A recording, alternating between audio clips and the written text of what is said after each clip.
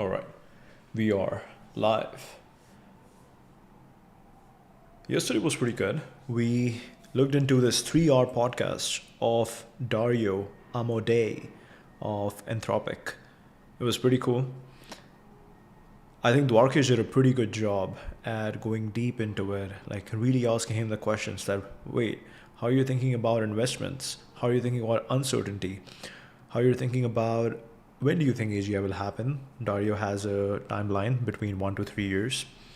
Then, okay, if you think AGI is going to come, then why are you not investing enough? Why aren't you the one signing these massive deals for data centers? Why are we only hearing about these $100 billion and $500 billion deals by OpenAI and XAXA is going on macro hard, OpenAI is going on Stargate with Oracle and NVIDIA and a bunch of other players. I think there's another player, the new one, which is making a lot of money over here, Crusoe. So why are we hearing from Anthropic? Why is Anthropic not investing? And he had a very interesting answer. Where he's talking about the fact that, okay, yes, we are growing 10x every single year. We went from 1 million to 10 million, 10 million. No, what was the thing? He went from 100 million to 1 billion, then 1 billion to 10 billion in the last 3 years. So this was the progress, 10x progress. And he's like, if we expect us to be on the same trajectory, which is kind of crazy, but if they expect themselves to be on the same trajectory, that right now they're on 10 billion, they're going to go to 100 billion and then 100 billion to 1 trillion in the next 2 years. And if they invest based on that, okay, if they purchase compute based on 1 trillion in next 2 years, even if the demand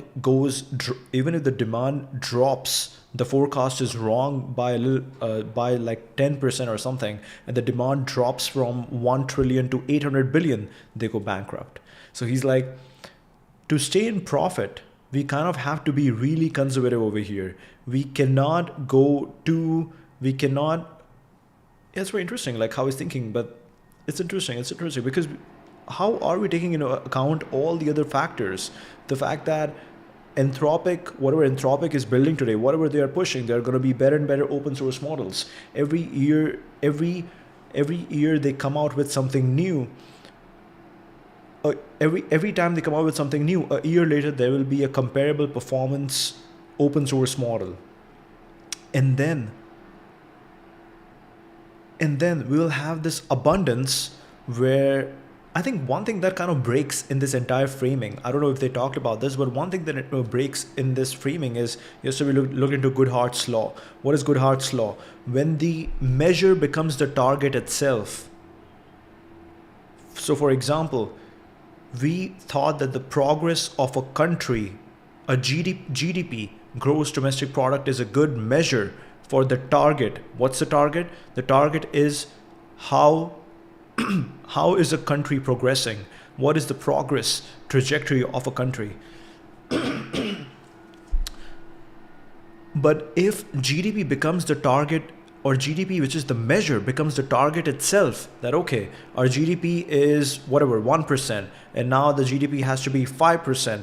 And if GDP itself becomes the target and everything moves into that direction, which happens because metrics are pretty easy to measure, it's very hard to measure that, hey, are the people happy in this country? Are the people in this country feeling like tomorrow is brighter? Are they feeling happy? Are they feeling good about their family? Are they enjoying their time with their community, or do they feel belonging with their community? Stuff like that. It's really hard to measure. There's no metric over there. What's a metric that can be measured? Oh, India's GDP is 5%, US GDP is whatever 7%, Europe GDP is like 4.5%, whatever. And then when every country, every enterprise within that country, every employee within a company, when they start thinking that, okay, that is the final goal that we are going after, which is this GDP growing for 5% to 6%, they take different actions. Then trying to really think about that, hey, is our company actually truly having an impact on our partners, on our customers, on the ecosystem, on this community where we live in? very hard to measure. So I think this is the entire thing. I don't know if they talked about this, but this is the framing that is kind of breaking over here, that if they truly believe that AGI is going to bring an age of abundance, will these metrics even matter? Will these metrics called GDP and all these things even matter? Because I think then it kind of becomes the same thing. Like, we looked into these astronauts who have this, what's the effect called?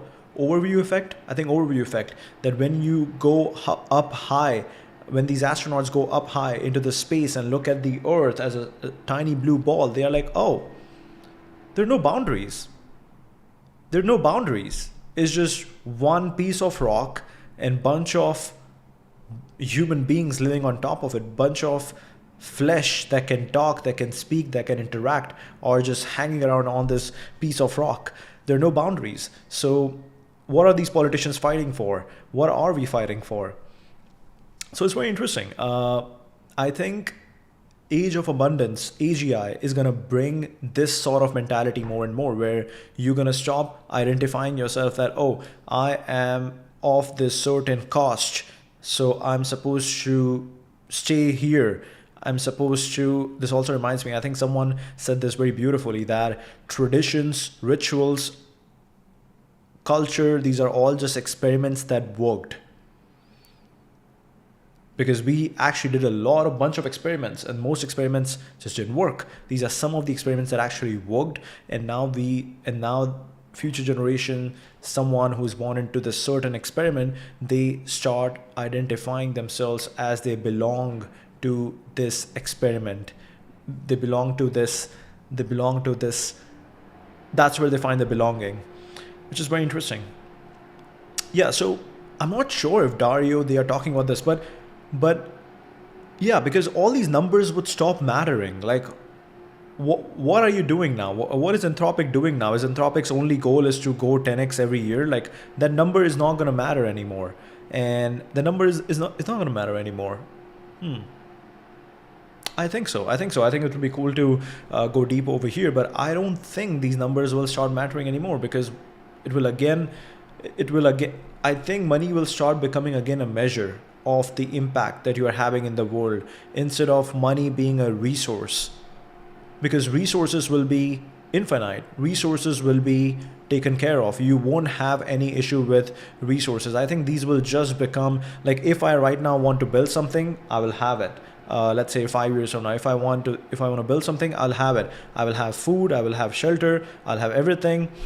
I just have to go and make true friendships with people, which is going to take work, and money cannot truly solve that. Money can get me into a nice restaurant with a friend and have a nice conversation, but at the end of the day, it's all about my presence, my conversation, and my continuous investment in that friendship that is going to make that friendship fruitful and fulfilling for me, and not the money over there.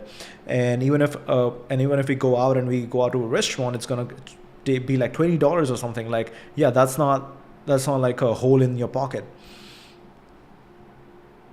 So yeah, it's very interesting. I'm really, like, again, I think Elon talks about this, that money will stop mattering. How does that look like? How does that affect the stock market? How does that affect the stock market, the way everything is priced in this world today? Because yes, it seems like, I think they do talk a lot about economic diffusion, that AI has progressed to a incredible state, let's say, AI has seen incredible progress. But if I'm sitting right now and I'm looking around in my world right now, where do I see that? Like, am I seeing these restaurants over here operate in a certain different way because Claude Opus 4.6 extended thinking has done something magical? Because Claude Code is here. Claude Code just hit 1 year, and Claude Code has a birthday anniversary. Developers have been coding. Developers have been vibe coding. Developers who used to write every single word of their code have stopped actually writing code and have just started commanding their agents to go and code for them. Are we seeing that change around over here? I don't know. So economic diffusion is something that they touch on. At the end, right now, while I was just walking back home, I think I just heard Dario talking about the governments, and it's very interesting. You are building something so powerful that is going to affect so many businesses. So it's going to affect everything, that you have to also start thinking about governments and implications and how other countries are going to implement AI. And just like how we had this concept of equal opportunity, equal access to AI is going to be important. That, okay, if there's a country where suddenly the government is using AI to become more and more powerful and they are not letting their citizens have access to it, that is going to turn into something weird. So equal opportunity or equal access to AI is going to be important. I think for this reason, it's incredibly important that, okay, there is a world that can afford the best iPhones and the best devices, but then all these cheap Android devices that we can distribute to every single citizen, every single human being around the world. I think that is going to become really important. We want every single person to have access to AI, to this powerful thinking, and also then the imagination to also, it's not about outsourcing. I think that's also balance. Like, you start by outsourcing everything. You start by outsourcing your thinking, slowly realizing that yes, you have done something wrong. You have outsourced your agency, and then you slowly try to bring it back, and then you use it in a better way. So we always have this pendulum. We always have this pendulum of moving in different directions. Once we go in this direction where we outsource every single aspect of our thinking, of our work to AI, and then we suddenly feel that, wait, what am I doing over here? What is my, like, how am I improving? How is my brain improving? And then on the other end, you are becoming extremely self-reliant, where you are like, okay, I will use AI to help me think more. I think this is what we talked about. It's called reverse prompting, that you will use AI to help you think more. You will use AI to ask you certain questions that you wouldn't have thought about. This is like a therapist, but more from a life therapist perspective. I think sometimes I do therapy. Therapy is beautiful, but sometimes I think the questions can be very focused on just the trauma aspect of your life. It's like your life is a holistic 360 degree, and they only focus on this past 20%, which is maybe important, but that's not the whole of you. You want to focus even on the future. You want to focus on the present. You want to focus on your thinking currently. You're thinking currently in every domain of your life: health, wealth, relationships. So I think that is going to happen more and more, where you're going to start using AI to help it help you. You're going to use it to help you think differently and question things that you didn't think before. I think one idea is very simple. One idea that I absolutely love is the idea of mirror. If you meet someone and if you truly think something, if you truly, let's say, think that this is what's blocking them in their life, that's a mirror. That's a mirror. That is telling you what you need to fix about yourself. If you start thinking this way, I think it's beautiful. If I meet someone and if I'm like, oh, they are too distracted, they are too illusioned by the world and by the distractions, and the things that they might think are opportunities and the things that they might think are pleasures and good for them and their life is good, are actually distractions, because it is preventing them from going deeper into the things that they truly care about. It is preventing them to go truly deeper into the craft that they want to work on. And then you start thinking like, oh wait, what if I use them as a mirror, and what I'm thinking about them is actually what I'm supposed to be thinking about my life. And I think that is really cool. That is kind of a change that AI can do. Like today, I think I did one thing, which is like, okay, if a kid is graduating from this life state where they are going from living in a dorm room to then living in the real world, what sort of mental changes need to happen? I forgot how I framed it, but I think I framed it much better. What sort of mental changes need to or happen when you go from living in a dorm room to living by yourself in a city? And what are those mental shifts that naturally happen and needs to happen? And it was pretty cool. It was very interesting, like how ChatGPT listed that, and then you use. I'm just sitting over there, I'm just thinking. I'm like, these are like reverse prompts. These are prompts for my brain to think and truly understand that, okay, Where when I'm reading all these things, where does my brain go? How does my brain go? And then it made me take an action, which is again building community, building richer friendships. I think right now through the stream, I'm meeting a lot of people. I'm meeting a lot of friends who are actually finding my streams, who actually connect with the streams, are now messaging me that, hey, this is pretty cool. This is pretty cool. And it's also interesting. Like everybody has a different interpretation of it, which is really cool. And now what has become important is that, okay, I'm having all these conversations, all are pretty cool. Let's bring them together. We want a constant, ongoing, deeper, richer conversations. I think that is going to build a very interesting, very exciting loop, and I'm really excited for that because I think this is the goal. This is the ideal day for me, where in the morning you are doing the streams, you're doing the streams, you are going deeper, you are learning, and in the night you are going and actually having conversations, and you are doing this back and forth with people on ideas and what things could be done. How can we do something? What can we build? How can we create? How can we create more art? And I think that adds more character. That is what leads to rapid evolution. That is what we're excited about. Okay.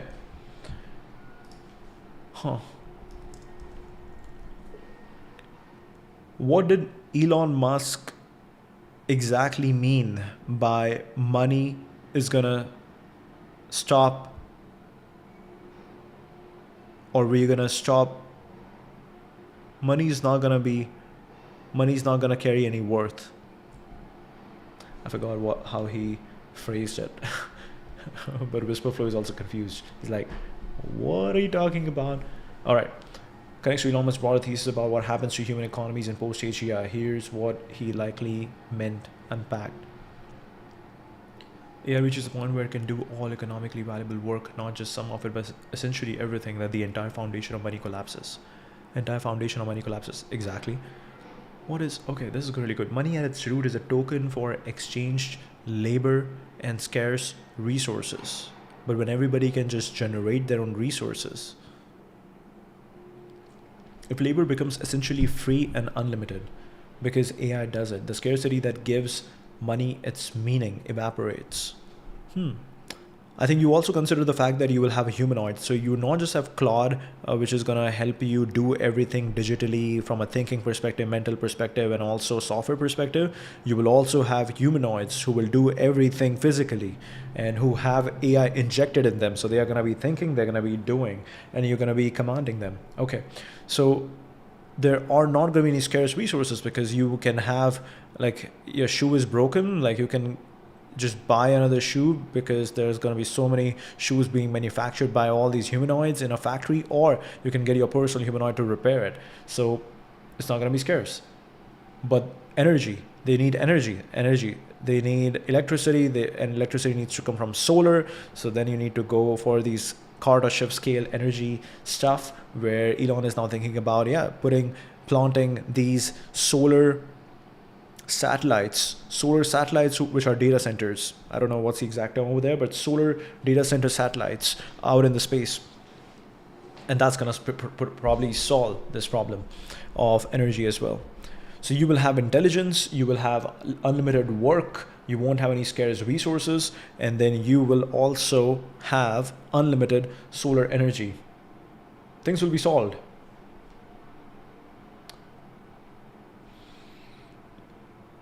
Money at its root is a token for exchanged labor and scarce resources. If labor becomes essentially free and unlimited, because AI does it, the scarcity that gives money its meaning evaporates. So his treatment is really a binary fork in the road. Money is going to stop. AI becomes so capable that goods and services are produced in near infinite abundance. At that point, money becomes a vestigial concept. Vestigial. What does that mean? Something that used to have function but no longer really does. Okay, I'm also happy that... So one thing we are doing is, yesterday we did the Cicero's Day Orator. We did Cicero's Day Orator live stream, and I'm happy with how it turned out. Your description is too long. Oh no.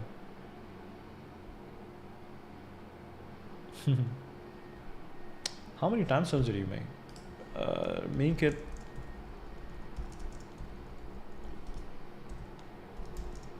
reduce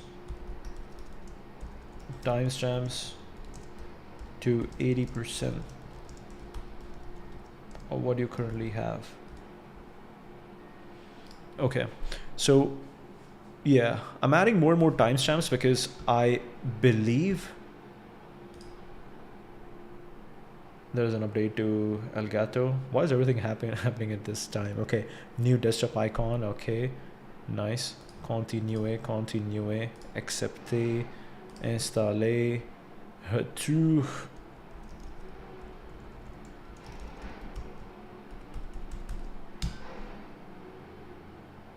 Boom. All right. So this is also an experiment right now that we are running with timestamps. Like I had a lot of timestamps and I was hoping that autorize. I was hoping that oh, ferme. Is there any change that needs to happen? No. Okay. It's crazy that it's happening with like in between the stream. Okay. All right. So we were doing these timestamps and we had lots of content in the description, which is good, but I think we need to reduce it because it's going to be really hard for people to sift through this massive amount of context. Context also has to be reduced because finally it has to be human readable. We were making these streams more YouTube readable because we want YouTube to index it in a certain way so that when some people so people can actually find this content. People can actually find this content. I know a lot of people on YouTube are getting bored of a lot of the surface level conversation or surface level videos and they want to go deeper and deeper. And I am really into curating my stream. I believe that or curating my feed. I believe that there are other people out there who are also interested in curating their feed. And if they are looking for a very certain, very specific kind of content, YouTube should be able to index. I want YouTube to have enough information. I want YouTube to have enough information so it can index my content, even either specific videos or the entire channel for that user base. So I think that is really cool. Like when someone finds you through YouTube, through the algorithm, because they just went deeper and deeper into a certain topic, certain space which even they don't know. This happens a lot. Like when I was into Carl Jung, I was into the individuation concept. I go so deep into Carl Jung that then YouTube knows that, okay, you will like this content. Let me produce this content. Let me surface this content in your feed. And that leads to a totally new kind of network and network effects. And then that starts growing. So it's pretty cool. It's a really interesting way to make your feed richer, make your find content that is richer. But yeah, over here, the Cicero stream that we did, pretty fun. He talks about De Orator. He talks about how to become a better orator.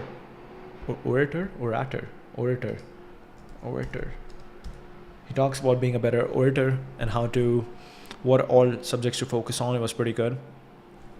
And now we're just updating the timestamps. I think Claude for Chrome is pretty cool, but Claude does need its own browser. Claude has been able to wipe code an entire new product called Claude Cowork in 1.5 days. I think they can also do something like this.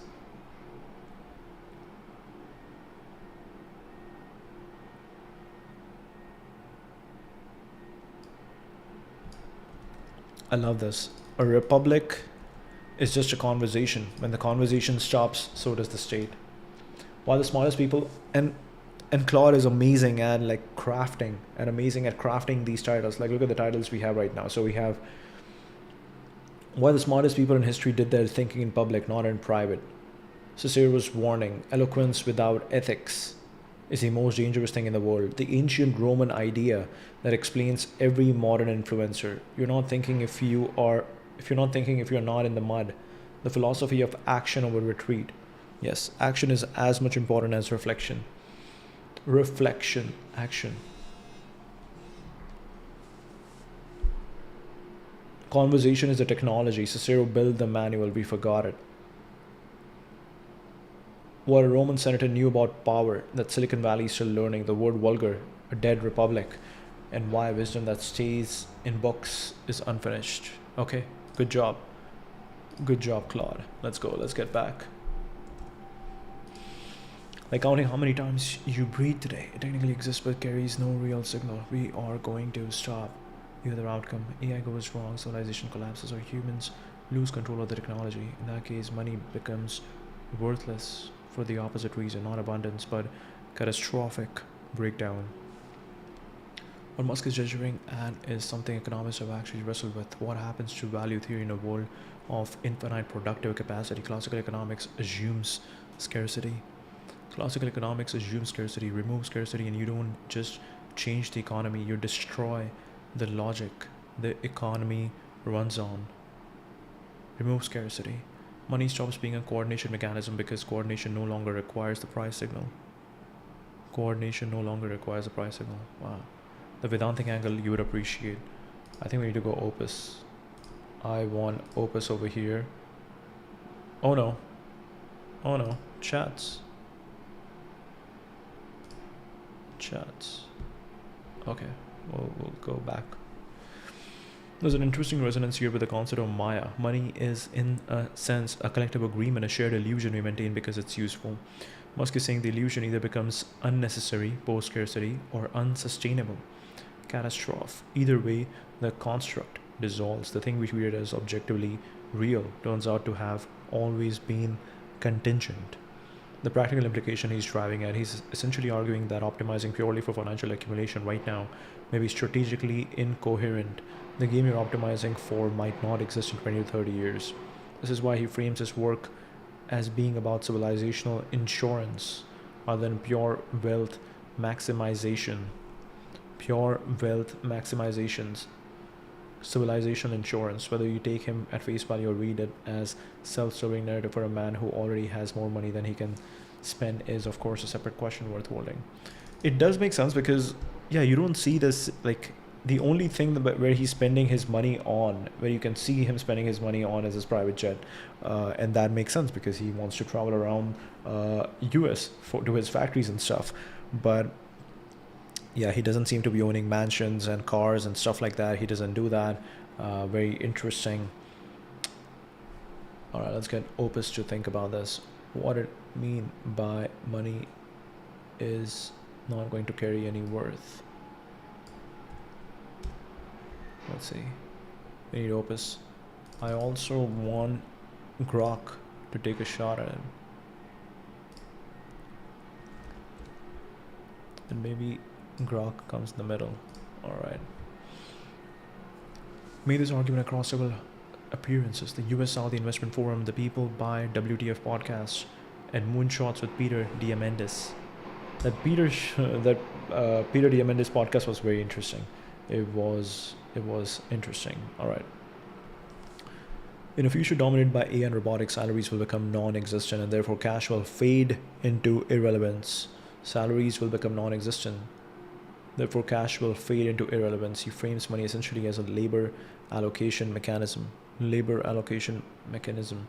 In a future where anyone can have anything, you no longer need money as a database for labor allocation. And if AI and robotics are sufficient to satisfy all human needs, money becomes unnecessary. You no longer need money as a database for labor allocation. The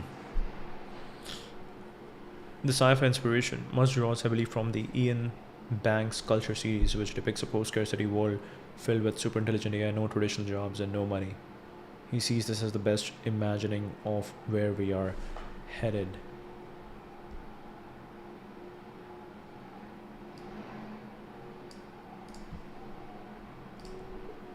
How are people spending time in this world, which is post scarcity world filled with super intelligent AI? Let's see. Musk predicts that within 10 to 20 years, work will be optional, comparable to choosing to grow vegetables in your backyard when you could just buy them at the store. He's also told people not to bother saving for retirement because AI-driven abundance will make it pointless. What he's really saying philosophically, Musk is arguing that money is not an intrinsic store of value but a proxy for human labor and scarcity. Once you remove scarcity, producing unlimited goods and services at near zero cost, the proxy becomes meaningless. It's essentially a post-scarcity economics argument. The massive unresolved question that critics keep pressing him on: if money disappears, what decides who gets access to scarce resources? The larger home in the better location, for instance. Notably vague on this, dodging questions about whether government redistribution, UBI, universal high income, would be needed and how that transition actually works. If you technically think about it, we already have UBI.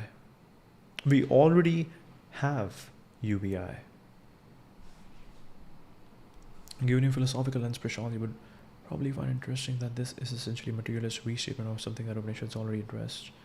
Accumulation, Aparigraha, becomes meaningless once you recognize abundance as the fundamental nature of reality. Abundance is the fundamental nature of reality. The difference is that Musk is locating that abundance in technological production rather than in consciousness itself. The Vedantic version doesn't require robots, it requires recognition. Musk's version outsources the liberation to machines, which is a very Western move.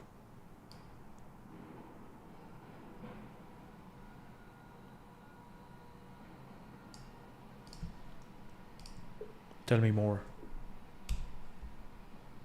Alright, let's see the culture series. What do they talk about?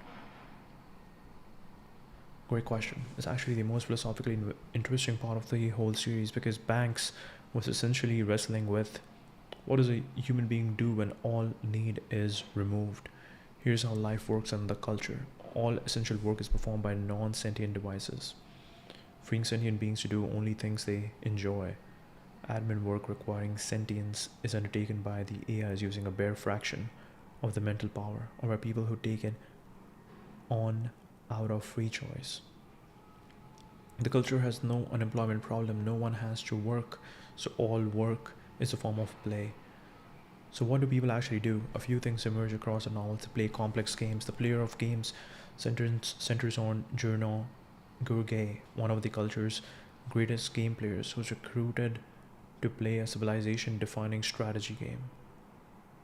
Games become one of the highest forms of self-expression, not trivial diversions, but arenas where intelligence and character are tested. Games, the player of games. Not trivial diversions, but arenas where intelligence and character are tested. They pursue hedonism and sensation. Without scarcity, minds voluntarily indulge humanoid and drone citizens' pleasures, leading to a largely hedonistic society. Citizens can modify their own bodies at will, change sex, alter the neurochemistry to experience drug-like states through internal drug glands, pursue extreme sports, sexual adventures, art, and every imaginable sensory experience. They modify themselves. Citizens can spend their life in any chosen environment, dwelling, climate, clothes, and even in a chosen body. The culture has solved mortality, eliminated disease, and made the body itself a medium of expression. Some get bored and go to sleep. Some citizens choose to go into storage, a form of suspended animation for long periods of time out of boredom or curiosity about the future. This is one of the most honest details Banks includes. Even paradise produces ennui. Wow, that's boredom. Even paradise produces ennui. The most interesting ones volunteer for contact and special circumstances, essentially the culture's diplomatic corps and covert operations wing. For some, even utopia can wear thin without a sense of direction. The protagonists of most novels are people who have chosen to engage with the messy, violent, unjust civilizations outside the culture because that's where meaning lives.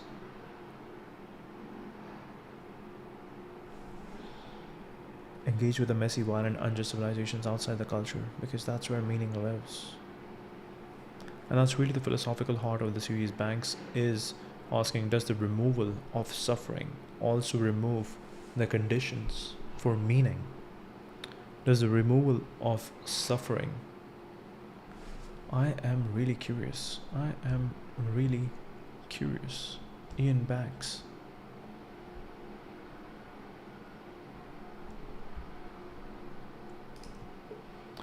What is the author of Culture, Ian Banks, working on right now?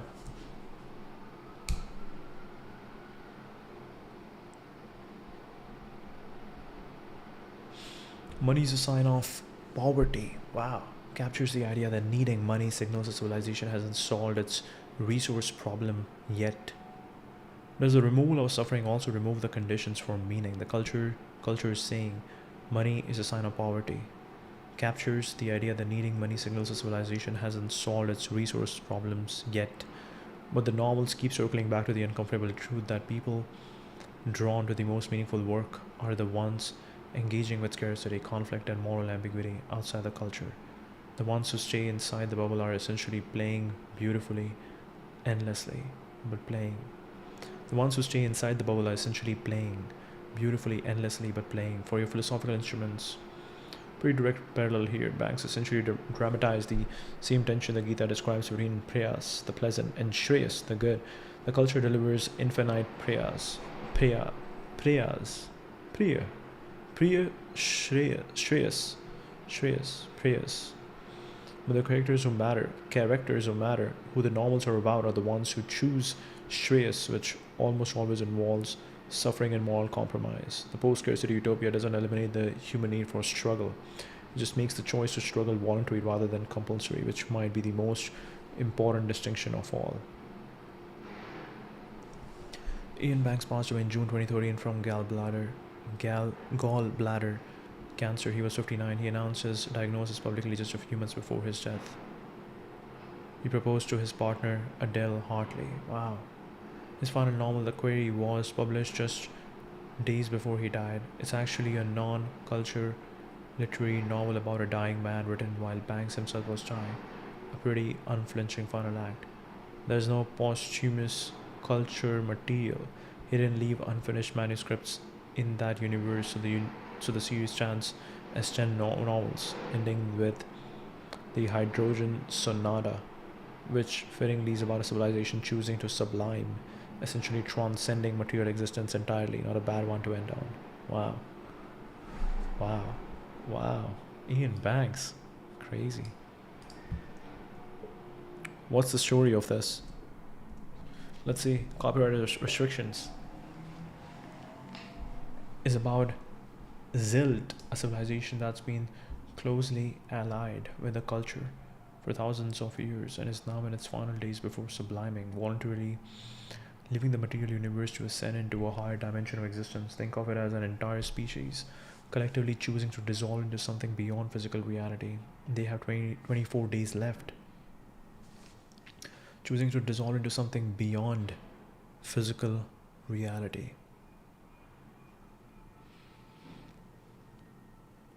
A central character. Sometimes I have a very interesting thought right now. Sometimes I used to think that, wait, all these weird rabbit holes that I'm going into, are they weird? Will people find them weird? Am I really weird? But then I realized that, wait, we are in this world where women are doing OnlyFans. Why is this weird? Why is reading about science fiction weird? So then that's a good way to put myself into a nice perspective. But anyways, let's keep going.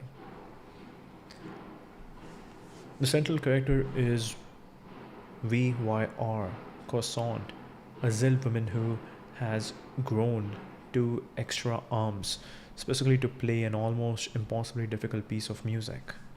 The titular Hydrogen Sonata, a composition so complex it was designed to be essentially unplayable. She's been practicing for decades and still can't nail it. That's already a gorgeous metaphor. On the eve of transcendence, someone is obsessively trying to master something material and finite. Wow. The plot kicks in when a secret emerges that Cloud that could undermine the entire basis of the Zilt's civilization. Their founding religious text, the Book of Truth, had been uniquely validated by an older civilization millennia ago, making it the only holy book in the galaxy that appeared to have genuine external confirmation.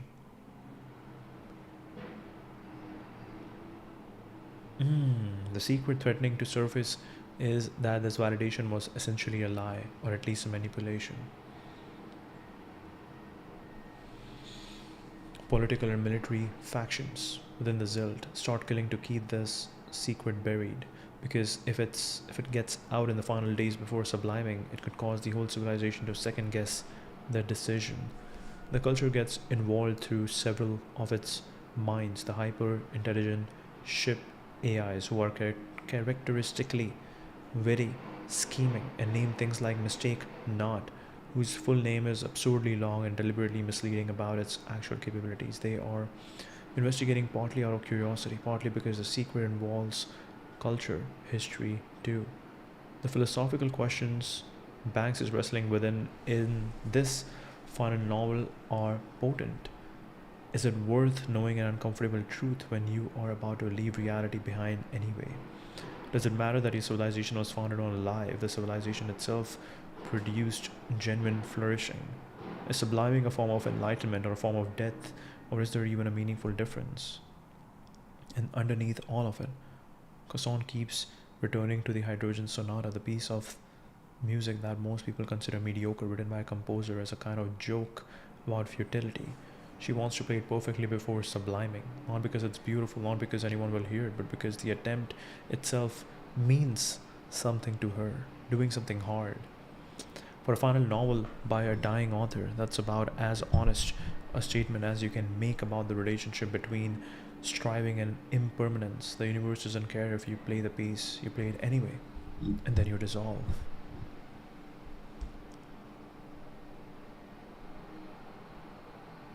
What is the author of Culture doing right now? Okay, nice.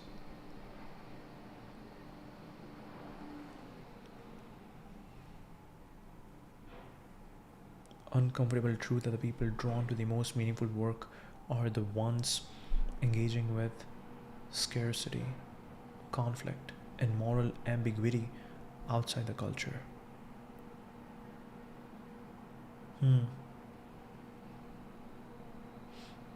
It's maybe the artists themselves. It's maybe this kind of feels like the artists themselves, the authors of novels itself.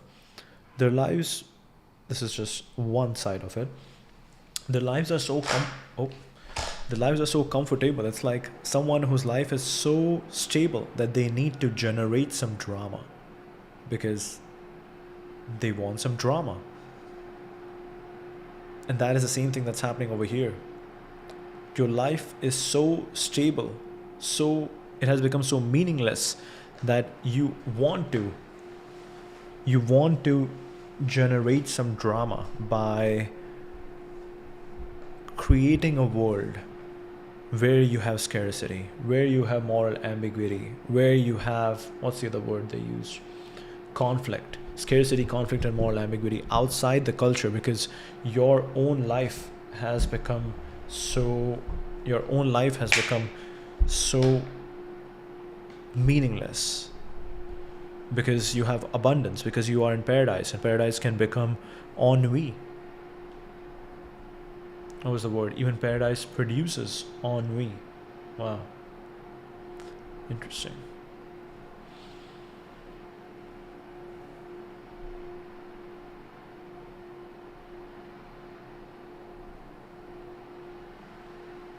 The pleasant and the good, the culture delivers infinite praise, infinite pleasures. But the characters who matter, who the novels are about, are the ones who choose Shreyas, which almost always involves suffering and moral compromise. The post-scarcity utopia doesn't eliminate the human need for struggle. It just makes the choice to struggle voluntary rather than compulsory. What might be the most important distinction of all? I think it's pretty much in this world as well, right? Like you might be so comfortable where you are that you want some challenge, and that's why you take certain decisions. You take certain decisions to create a story for yourself.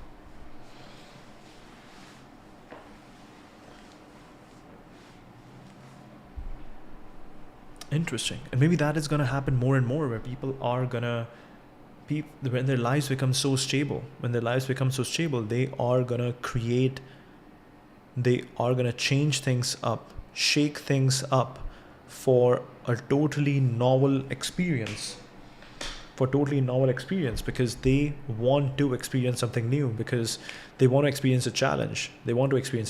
I think that is going to become important. Yes. Okay. This was an interesting line. The idea that accumulation becomes meaningless once you recognize abundance as the fundamental nature of reality. Abundance is the fundamental nature of reality. Yes.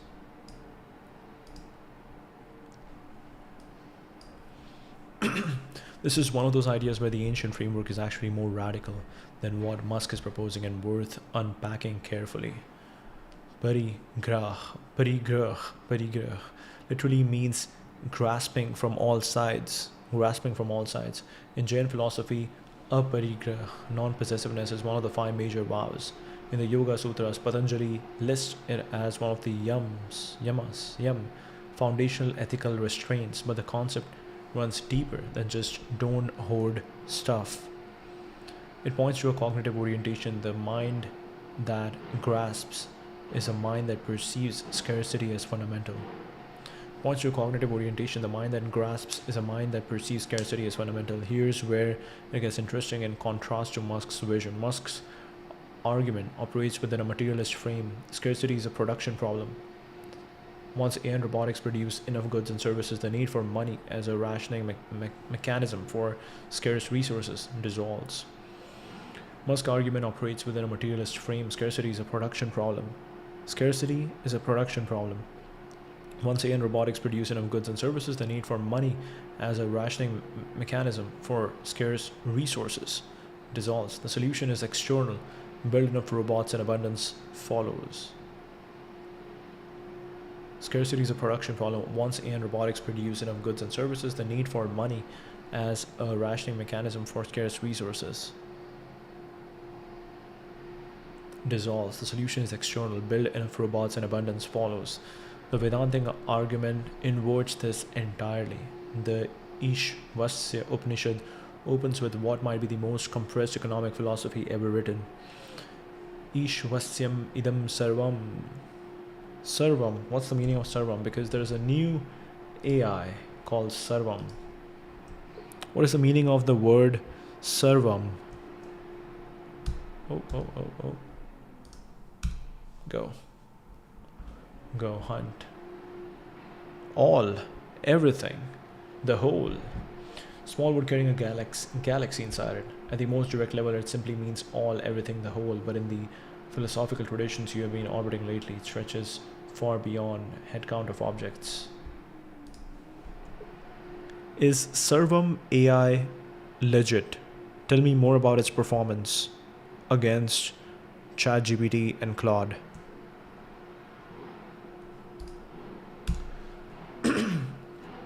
Great question, because the name is doing 2 very different things in the world right now. There is Sarvam, philosophical allness. Sarvam AI, Indian foundation model startup. Yes, it's real. Backed by serious institutional players like Lightspeed and Peak XP. They're part of the wave trying to build sovereign AI infrastructure for India. Their focus is not beat OpenAI at everything. Their focus is Indian languages, government enterprise use, speech, multilingual infrastructure. I think this is also really important, because we don't want, I think every government doesn't want to rely on OpenAI and Anthropic, because what if they can just build something local? And what if they can also operate in a more hybrid fashion, where they can use multiple models and kind of figure out that, okay, which is good for cost, which one is good for cost, which one is good for performance, which one is good for, I think there are 3 metrics. Flexibility, yes. So flexibility, cost, and performance, or adaptability, let's say. Speech, multilingual infrastructure, on-device, cost-efficient deployment. Not a Silicon Valley general intelligence race, but a national infrastructure play. More like make AI usable for 1 billion plus non-English users. They shine in Indian language support. Okay. Speech multimodal stack. cost efficiency, smaller models, lower compute, deployability in India.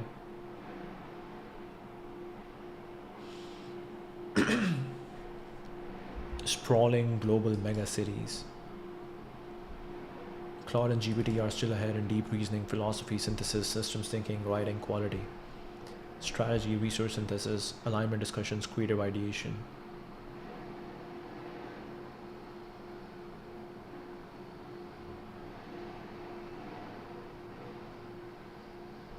Servam is building national infrastructure intelligence. ChatGPT are building general cognitive engines. Very cool. Okay. The Vedantic argument inverts this entirely. The Ishvasya Upanishad opens with what might be the most compressed economic philosophy ever written. Also, we have the new Marshall speaker. It's beautiful. I cannot just pick it up right now, but it's beautiful. It's amazing too. It's also important to kind of like be around beauty, be around beautiful products. The way this leather on top of it is produced, the mesh we have, the logo we have, very, very aesthetic look. It's important to kind of upgrade your setup to be more aesthetic, and you want to spend more time in a place which is much more beautiful.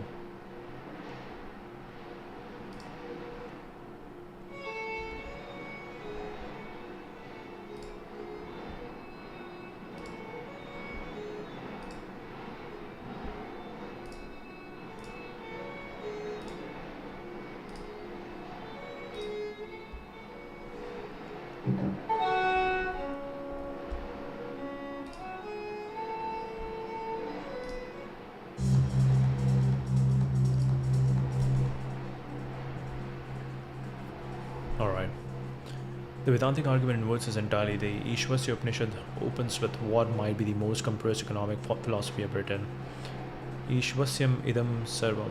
All this is pervaded by the divine. And then the critical line.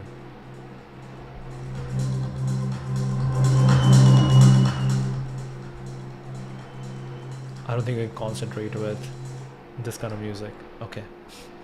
Idam sarvam. All this is pervaded by the divine. And then the critical line. Tena tyaktena bhunjita ma grida kasya svedhanam. Enjoy through renunciation, do not covet, for whose is wealth. The Vedantic argument inverts this entirely. The Ishvasya Upanishad opens with what might be the most compressed economic philosophy ever written. All this is pervaded by the divine. Ishvasyam idam sarvam. And then the critical line. Tena tyaktena bhunjita magrida kasya svidhanam. Enjoy through renunciation, do not covet, for whose is wealth. The claim isn't that abundance will be produced someday by machines. It's that abundance is the pre-existing condition of reality, and scarcity is a perceptual error produced by identification with the separate self, ahamkar. It's that abundance is the pre-existing condition of reality. Abundance is the pre-existing condition of reality, and scarcity is a perceptual error produced by identification with the separate self. Wow. Abundance is the pre-existing condition of reality, and scarcity is a perceptual error produced by identification with the separate self.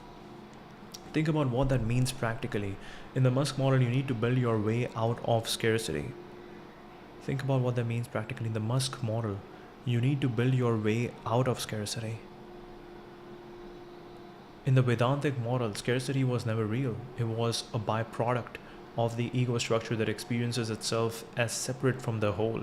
The moment you recognize Brahman as the ground of everything, the grasping reflex, Aparigraha, becomes as absurd as your hand trying to acquire your foot. Your hand trying to acquire your foot. It already belongs to the same body. This maps beautifully. Wow. Your hand trying to seek your foot, but it already belongs to you. It's very interesting. Very, very interesting analogy. It's like it's already you. That is already you. It already belongs to the same body. Think about what that means what that means practically. In the Musk model, you need to build your way out of scarcity. In the Vedantic model, scarcity was never real. It was a byproduct of the ego structure that experiences itself as separate from the whole. The moment you recognize Brahman as the ground of everything, the grasping reflex becomes as absurd as your hand trying to acquire your foot. This maps beautifully onto the Buddhist concept of tanha, craving. This maps beautifully onto the Buddhist concept of tanha as the root of suffering.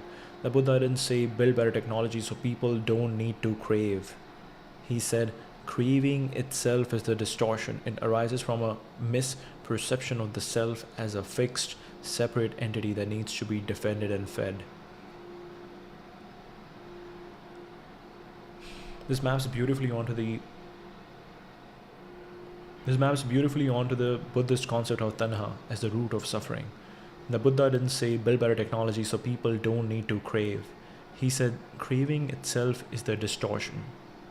It arises from a misperception of the self as a fixed, separate entity that needs to be defended and fed. Craving itself is the distortion. It arises from a misperception of the self as a fixed, separate entity that needs to be defended and fed. Now here's the genuinely provocative synthesis for your content. What if both are describing the same transition from different altitudes? At the material level, Musk is probably right that AI will drive the marginal cost of most goods towards zero. I think it's very beautiful. It's very beautiful. Like the Musk idea is also the fact that you are craving something that you don't really need. But okay, if you truly need that, now we are also going to bring an abundance of that thing. But the Eastern philosophy idea is that you already have everything you need. You just needed food, you just needed beautiful, like nice air, and you just need a place to sleep. You already have that. You already have abundance. It's like it makes me think like you think that the homeless person has scarcity, but he actually has abundance. He can go sleep wherever he wants in the city tonight.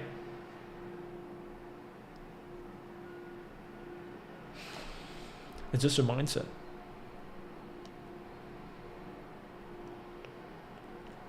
I think it's beautiful. It's amazing for this. This shouldn't even call negative visualization.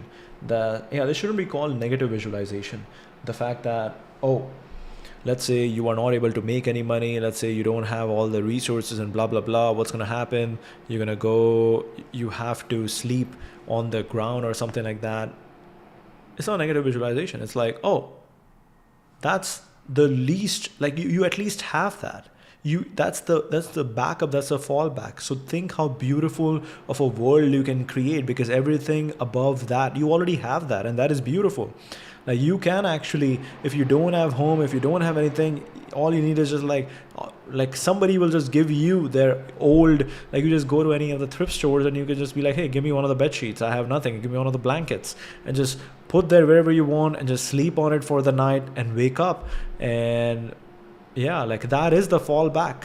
That is always the backup that you have. And beyond that, now you have the opportunity. If you're making money, if you have all this opportunity, if you are able to go out, like use your agency to meet people, to make friends, to go out, to create some sort of work that gives you meaning, to do something good, and to create a beautiful space around you, stuff like that. So very interesting. Wow. This maps beautifully onto the Buddhist concept of tanha as the root of suffering. The Buddha didn't say build better technology so people don't need to crave. He said craving itself is the distortion. It arises from a misperception of the self as a fixed, separate entity that needs to be defended and fed. Now here's a genuinely provocative synthesis for your content. What if both are describing the same transition from different altitudes? At the material level, Musk is probably right that AI will drive the marginal cost of most goods towards zero. But Banks already showed us in the culture novels that material abundance doesn't resolve the deeper grasping. The culture citizens still crave meaning, novelty, status through game mastery or contact service and identity. They have solved Aparigraha, at the level of objects, but not at the level of self. This just reminds me, like, if you listen to this podcast by Dario Amodei, there is so much uncertainty that he's talking about. Even the guy who is at the top, who is leading one of the top frontier labs in the world, frontier AI labs, which is working towards this, the most incredible project of humanity, which is building AI, and he's one of the top 3 contenders. He's working on that, and how much uncertainty he has.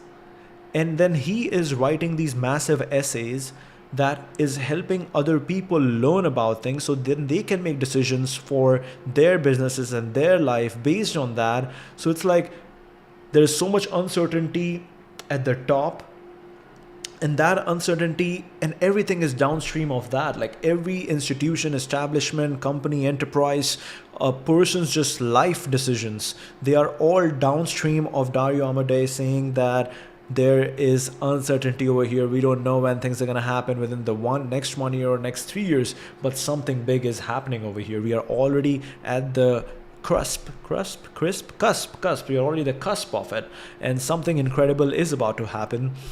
Now we don't know when it's going to happen, between 1 year and 3 years. So every decision is downstream of that, which is crazy. And then there are a lot of regulators who are making decisions, and I think it's very interesting. Again, I think it was the state of Tennessee. The state of Tennessee kind of made a law. They passed a law, or something happened, that they basically said that, hey, you can't use these AI products for emotional support. We are banning that thing. But the problem is very hard to regulate, very hard to implement that.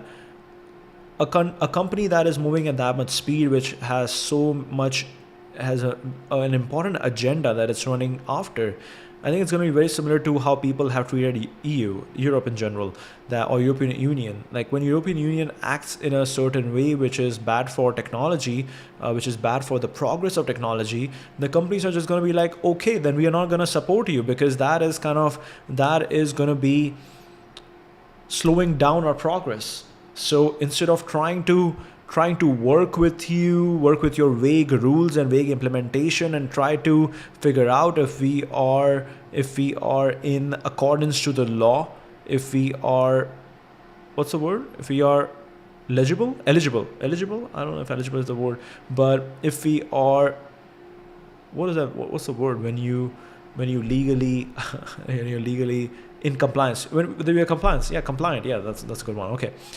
So to figure out, to hire people and figure out if we are compliant to your vague rules and vague implementation of it, we would rather just not support you, and we would rather not just give you our tools, and so we can focus on the progress of the technology. And by the time you can figure out what you want to do. And I think same thing is happening over here, where if a state does something like that, which obviously shows that they are not very well educated, neither in just using the tools, because if they use the tools, they just realize that emotional support, that is everything. Like, what do you mean? Like, if you haven't, like, people used to talk to Alexa. Didn't even talk to you. It's just like, hey, good morning, stuff like that. Amazon Alexa was very basic, but people used to talk to Alexa just because they felt lonely, and they were like, hey, Alexa, tell me about this, blah, blah, blah. And they just felt better. Are you calling that emotional support? Are you going to ban Amazon from doing that? It's very, very, very weird.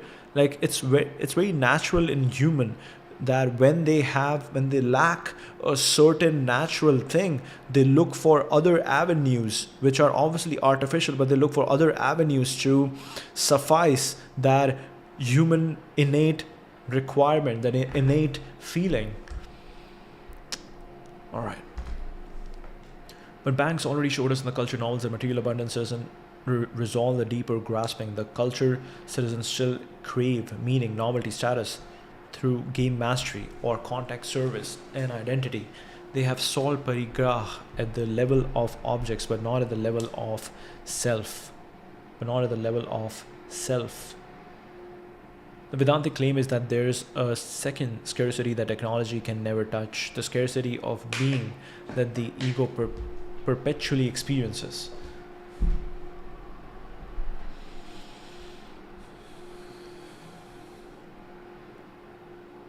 The sense that I am not enough that drives accumulation isn't actually about resources. It's about ontology. It's about ontology. You could give someone infinite material wealth and they would still feel the lack because the lack is structural to the ego itself. This is essentially what Musk himself demonstrated with his money can buy happiness post. He's the richest human in history and the grasping hasn't stopped. The Sufi tradition you are drawn to captures this with the concept of fakr, spiritual poverty. Fakr. Fakra. Fakra. Spiritual poverty. Rumi's line about emptying yourself so you can be filled. Emptying yourself so you can be filled. The idea that true wealth is the absence of the need to accumulate, not the presence of accumulated things. That's a fundamentally different endpoint than Musk's post-scarcity robot utopia. I'm just thinking if I only want one thing, that would be this Marshall speaker and my phone. Yes, I want to blast music, I want to listen to music, and I want to do whatever I can do for work. Ideally this thing. I think this is also important. Like when you truly find enjoyment in your work, you just realize that, okay, this work is with me.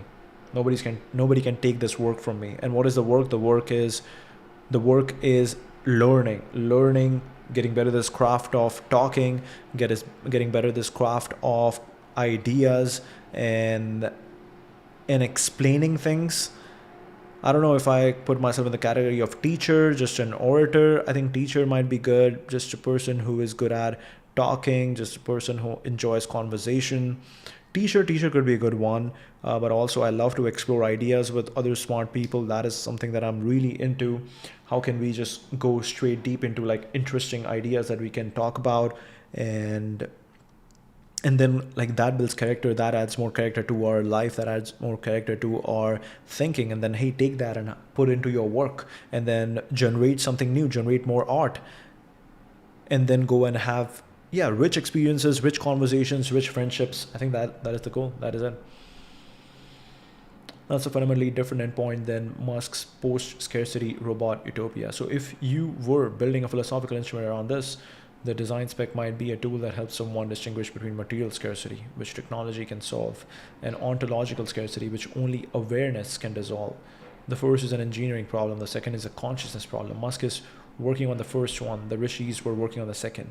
And the culture novels are the most honest Western exploration of what happens when you solve the first without touching the second. You get a civilization of beautiful, immortal, bored hedonists who volunteer for suffering because they still need it. Yes. Wow. You get a civilization of beautiful, immortal, bored hedonists who volunteer for suffering because they still need it.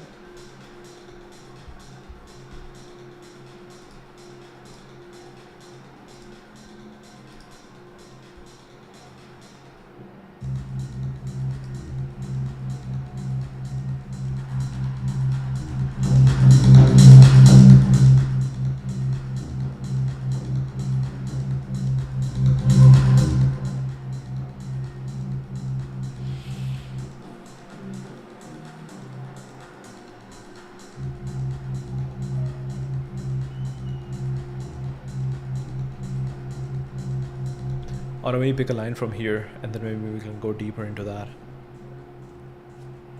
Economic diffusion. We talk about economic diffusion. Tell me more about economic diffusion. If we project that AI is going to be here in 1 to 3 years, when will AI be diffused to every single human being on the planet?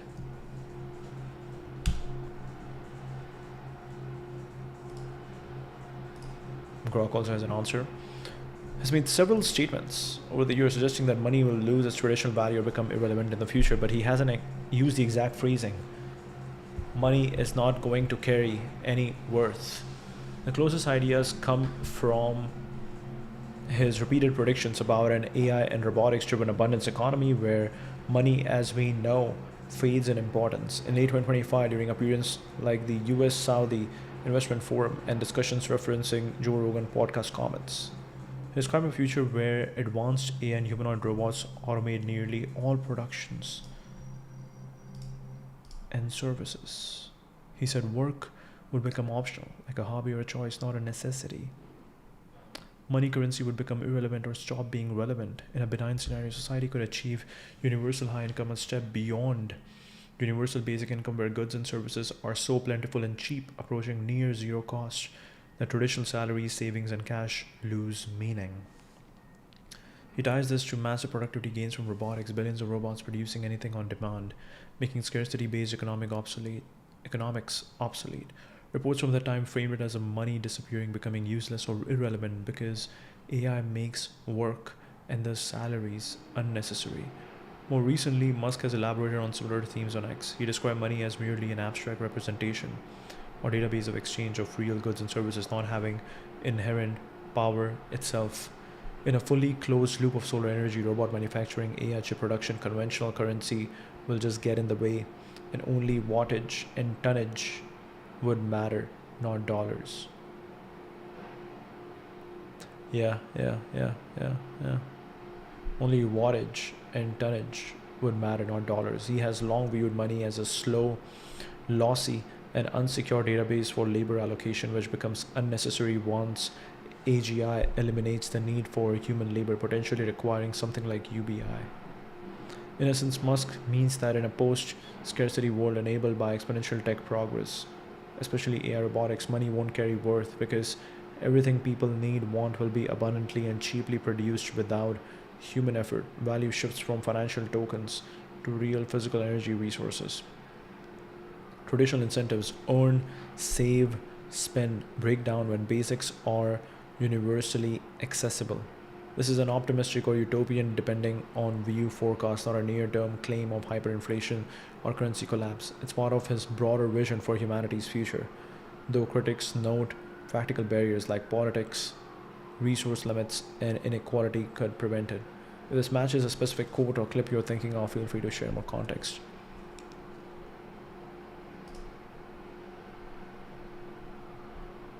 Musk's view on UBI, value shifts from financial tokens to real physical energy resources. Traditional incentives, earn, save, spend,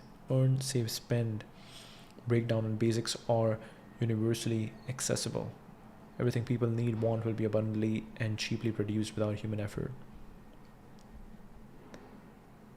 Job displacement caused by automation, AI, and robotics. He first publicly endorsed it around 2016-2017, predicting that advancing technology would eliminate many human jobs, creating a massive social challenge that requires something like UBI to prevent widespread inequality or unemployment crisis. In interviews from that era, there's a pretty good chance society ends up with UBI or similar due to robots taking over jobs, allowing people to pursue meaningful activities like caregiving, creativity, education, or family without economic pressure. More recently, has evolved his view toward an even more optimistic outcome. He argues that AI and humanoid robots will drive such extreme productivity and abundance that traditional UBI, which provides a minimal basic floor, won't suffice. Instead, he predicts universal high income. Work becomes entirely optional. Everyone has access to high quality goods and services with no shortages. Poverty is eliminated, and money currency becomes largely irrelevant because goods approach near zero cost due to robotic production and energy abundance. This creates a sustainable abundance or amazing abundance world akin to a Star Trek like future rather than dystopian scenarios. 2025 posts and interviews. There will be universal high income, not merely basic income. Everyone will have the best medical care, food, home, transport, and everything else, sustainable abundance. He's clarified that his earlier UBI comments were for a future with advanced robots doing all manual labor, leading to universal high income in a benign AI scenario.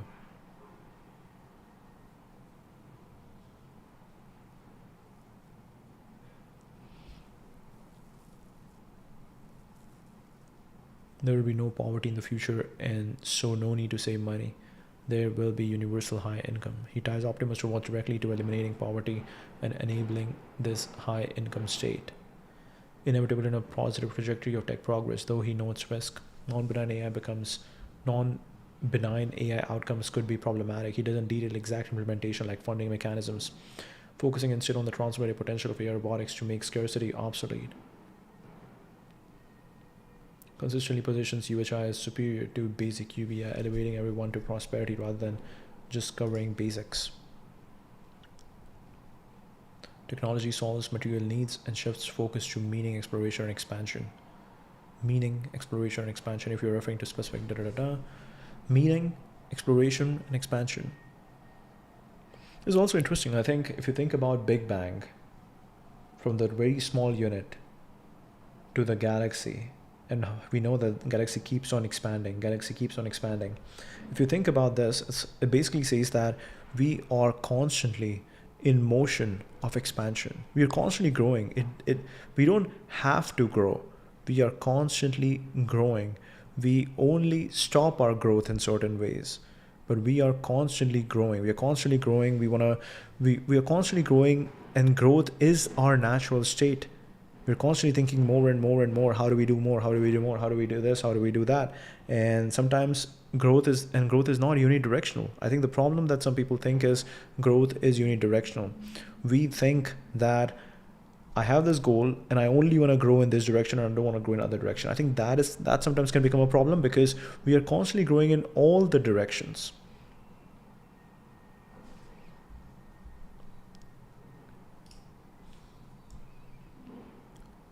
Is growth the natural state of a human?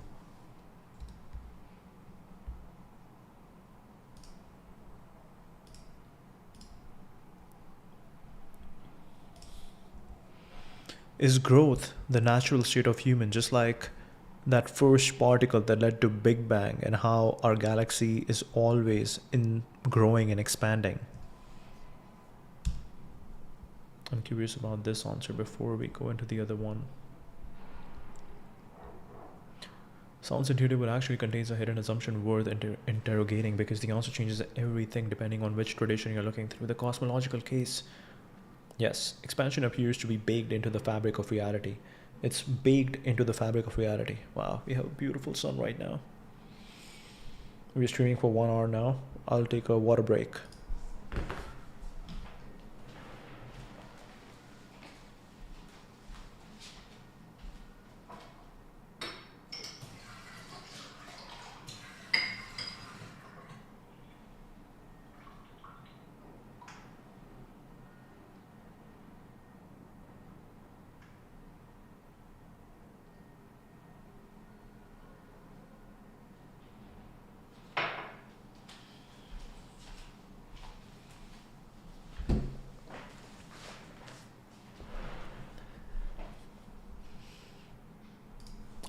Back.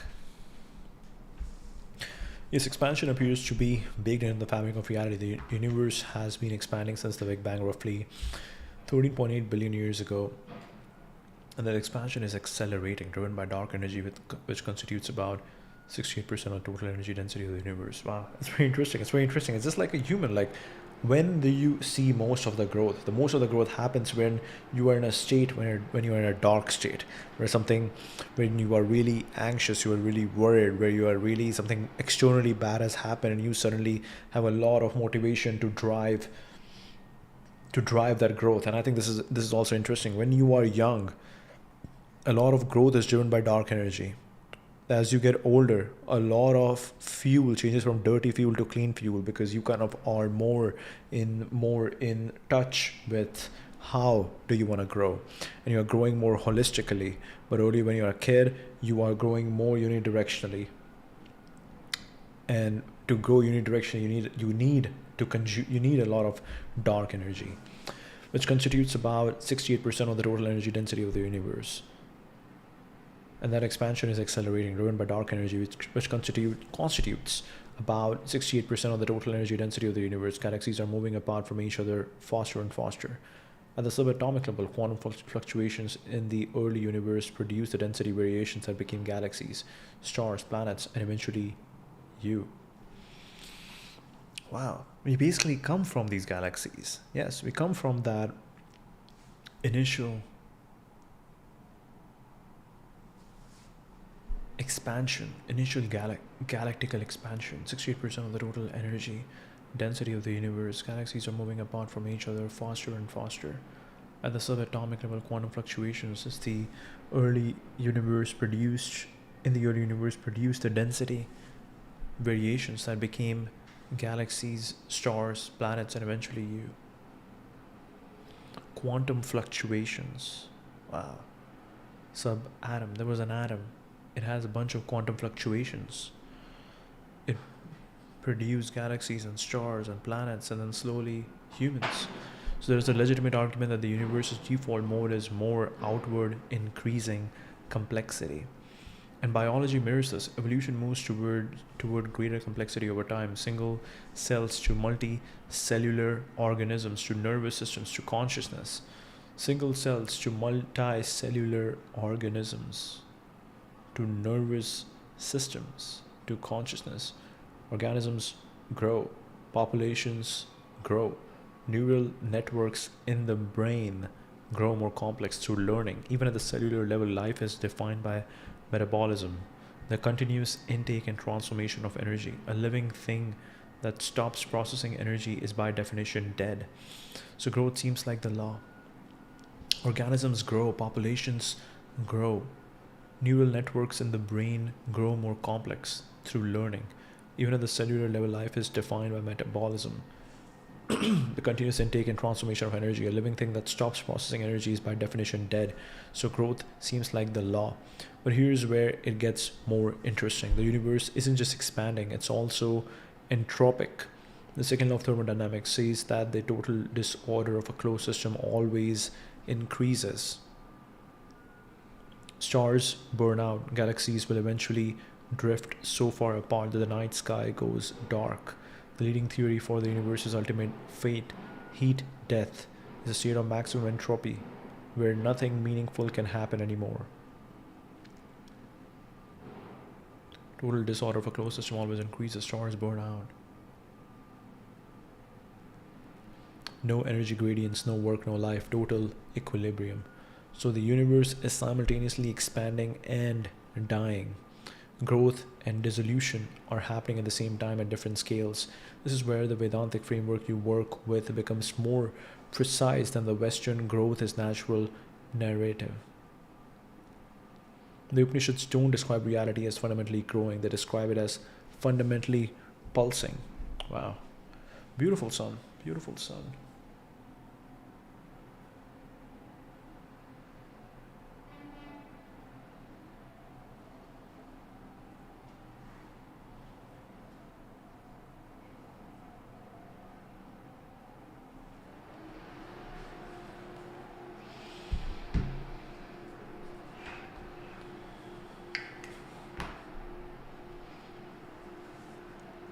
The Upanishads don't describe reality as fundamentally growing, they describe it as fundamentally pulsing.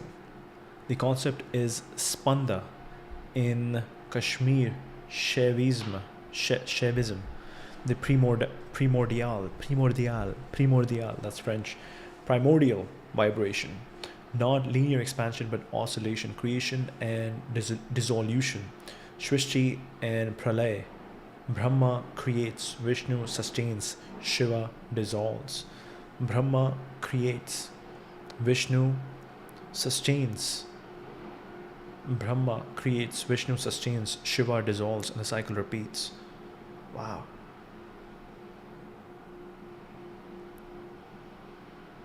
Wow.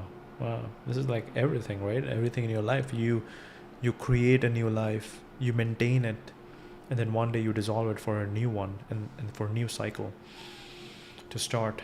Wow. Non-linear expansion but oscillation. They describe it as fundamentally pulsing. The concept is spanda in Kashmir Shaivism. The primordial vibration, non-linear expansion but oscillation, creation and dissolution, Shrishti and Pralay. Brahma creates, Vishnu sustains, Shiva dissolves, and the cycle repeats. The Bhagavad Gita is explicit. Just as a person puts on new garments, giving up old ones, the soul similarly accepts new material bodies, giving up the old and useless ones. Just as a person puts on new garments, giving up old ones, the soul similarly accepts new material bodies, giving up the old and useless ones. Wow. The old and useless ones. The Western mind, and particularly the Silicon Valley mind, latches onto the expansion phase and calls it the fundamental truth. Growth is good, more is better. Scale is the goal. GDP must rise, users must increase, the company must grow or die. Musk's entire worldview is predicated on this view: expand to Mars, expand AI, expand production until scarcity is eliminated through sheer moreness. But that's only half the truth. The breath metaphor, the breath metaphor is actually the most precise one. You can inhale forever. An inhale that never becomes an exhale is called suffocation. Growth that never becomes release is called cancer. Literally, cells that have forgotten how to stop growing. The biological definition of cancer is unregulated growth.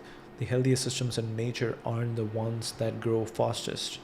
They are the ones that oscillate most gracefully between expansion and contraction. Your heart, your lungs, seasons, tides. Wow, that's beautiful. Okay. You can inhale forever, inhale that never becomes an exhale. I think this is beautiful. I think I was thinking about this, which is more came from the perspective of cutting and like cutting in terms of a body weight. Like you go through phases of bulking and cutting. And same thing happens in friendships. There are times when you are just focused on creating a lot of friendships, so you bulk on friendships, and then you cut down on which one are the most important ones that you want to spend time with.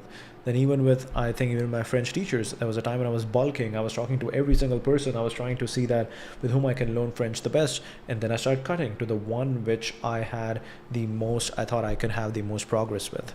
So oscillation is important. Oscillation. It's about oscillation, not simply growth. I will take 1 minute to enjoy the sun.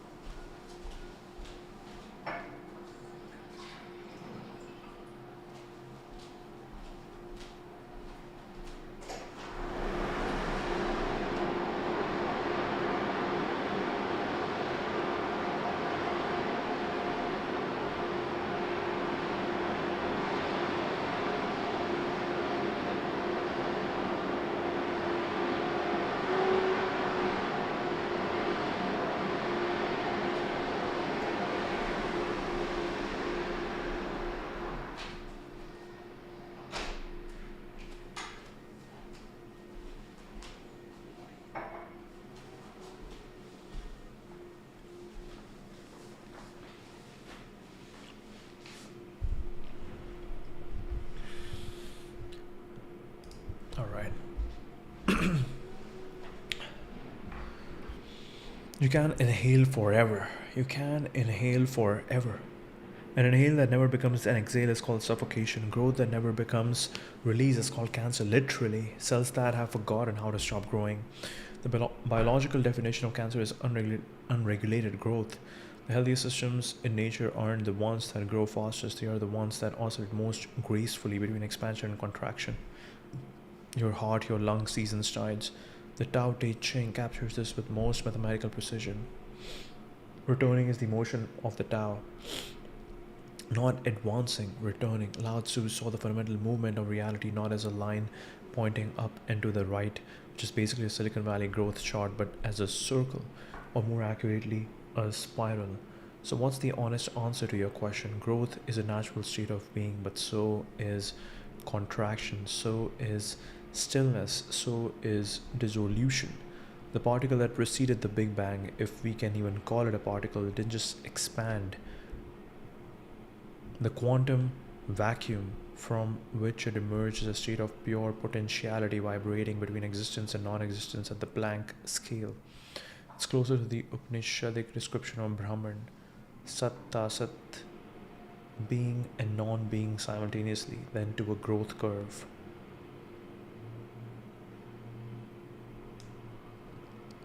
Oscillation. The mistake Musk and most of the techno-optimist tradition makes is confusing the current phase of a scale cycle with the nature of the cycle itself. We happen to live during a period of cosmic expansion, biological proliferation, technological acceleration. So we project that forward and call it the law. But the universe has no obligation to keep expanding in ways that are useful to us. So we project that forward and call it the law, but the universe has no obligation to keep expanding in ways that are useful to us. And individual human lives don't follow growth curves, they follow arcs. You grow, you plateau, you decline, you die. The wisdom traditions aren't anti-growth, they are anti-identification with growth as identity. The mistake Musk and most of the techno-optimist tradition makes is confusing the current phase of a cycle with the nature of the cycle itself. We happen to live during a period of cosmic expansion, biological proliferation, technological acceleration. So we project that forward and call it the law. But the universe has no obligation to keep expanding in ways that are useful to us. And individual human lives don't follow growth curves, they follow arcs. You grow, you plateau, you decline, you die. Wow. There are like multiple arcs. There's the main arc. You're born, you grow, you decline, or you plateau, you decline, and you die. And within that, there are multiple arcs. Within every skill, within every position, within every period of your life, you again have these arcs. Very interesting.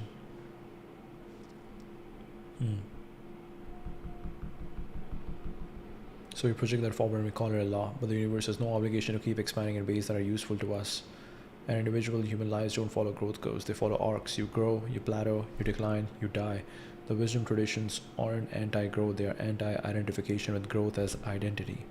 The Gita's instruction to Arjuna isn't stop acting, it's act without attachment to the fruit, which in your terms might translate to build, create, expand, but don't mistake the expansion for who you are, because who you are is the awareness that witnessed both the expansion and the contraction and is neither. That's the piece Musk's framing is missing. He's building the inhale. Nobody in that world is designing the exhale. What would designing the exhale mean? Exhale. I think I said exhale. Exhale. Interpreting design. That's the question, isn't it? At a literal level, the exhale is a release phase, the letting go, the contraction, the composting. Every healthy system has one, but nobody in tech is building for it because there's no business model for letting go. You can't monetize surrender. VCs don't fund entropy. So let's think about what it would actually look like across different scales. At the personal level, designing the exhale means building for decline, loss, and death, not as failure, but as features. It's very interesting. We have Brian Johnson who's like, don't die. We are not going to die. We're not going to die.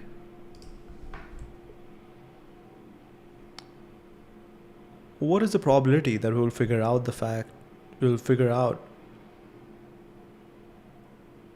that how to not make humans die, like what Brian Johnson preaches?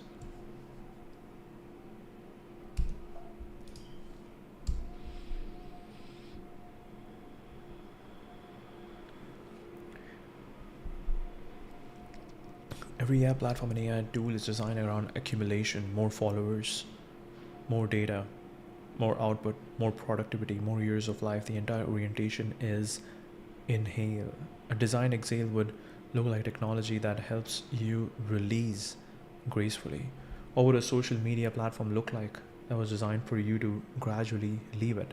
What a productivity tool look like that measured how much unnecessary work you stopped doing? What would an AI health assistant look like that didn't just try to extend your life indefinitely but help you prepare for death with the same sophistication it brings to helping you prepare for a meeting? The hospice movement is actually the best existing example of a designed exhale. Palliative care doesn't try to cure you. It says the contraction is happening and there is an art to doing it well. But we have built almost zero technology around that inside. We have $1 trillion wellness industry oriented toward perpetual growth and vitality, and almost nothing oriented toward the craft of diminishment. I think this is also interesting. I think vitality doesn't come from just forcing vitality. Vitality doesn't come from focusing on growing vitality as health. Vitality is a very comprehensive. Vitality means the feeling alive, and you don't feel alive by just working out and focusing on some health metrics. You don't feel alive by doing that. Aliveness comes from health, wealth, relationships, everything. And when I say wealth, that's mainly work. Are you feeling alive in your work? Are you feeling alive in your health? Yes. And then are you feeling aliveness in your relationships? And that's where vitality comes from. Most people think vitality only comes from the health section, but they forget that, hey, even the conversations you are having with your friends and your family, are you feeling alive over there? Are you having deeper, richer conversations? That will make you feel vitality, alive. And same thing with work. Are you truly enjoying your work? Are you truly having, if you enter into flow states, if you enter into these periods of time in your work where you feel like you are engaged, you lose the sense of time. The doing and being becomes the same thing, where you realize that, okay, the person who is doing and the person who is me, we are both improving as we are doing this thing, and you both become one. The boundary is too thin. Again, maybe we'll read the sentence phrase because I absolutely love it. What is this? Right here. The activity, the pursuit, the obsession, where the boundary between you and the world gets thin, where time disappears, where the question, what is this for, doesn't arise, because the doing and being have merged. Because the doing and being have merged. That is vital. That is vitality. So you get vitality by focusing. Vitality is holistic. Vitality is not unidirectional. And almost nothing oriented toward the craft of diminishment. At the economic level, designing the exhale means building for degrowth, not as recession, but as intentional right sizing. This is the most heretical idea in economics. The entire global financial system is predicated on perpetual growth. GDP must always rise. If it doesn't, we call it a crisis. But a designed exhale at the economic level would ask, what if a mature economy, like a mature organism, is supposed to stop growing and start sustaining, or even contracting in certain dimensions? What if the goal, I think this is again like the government, we only focus on growing the size of government and growing the size of government employees. We never focused on the fact that you never needed that many people in government to govern. You needed real people to work in the country, to be happy. But growing the size of government means you're growing the size of things that are going to actually govern the people. The government is supposed to be small so people can actually go and do and make the country richer and alive. It's very interesting. Like, what happens when a single person feels alive? How does that change their family? How does that change the community? How does that change the country? And actually, if you had to identify which country in this world today feels the most alive, which one would you say that is? I'm really curious. Because it starts with one person. It starts with one person who feels alive because they have focused on health, wealth, relationships. And then from there it goes to the family to community to region, whatever, state to country. India, wow. That's a question that requires defining what alive means. And I think in the context of everything we have been discussing, growth, meaning, breadth between expansion and contraction, it's not about GDP or happiness indexes. Alive means a place where you can feel the pulse, the friction between what was and what's becoming, where the energy is raw and unresolved rather than optimized and managed. And honestly, the answer is India.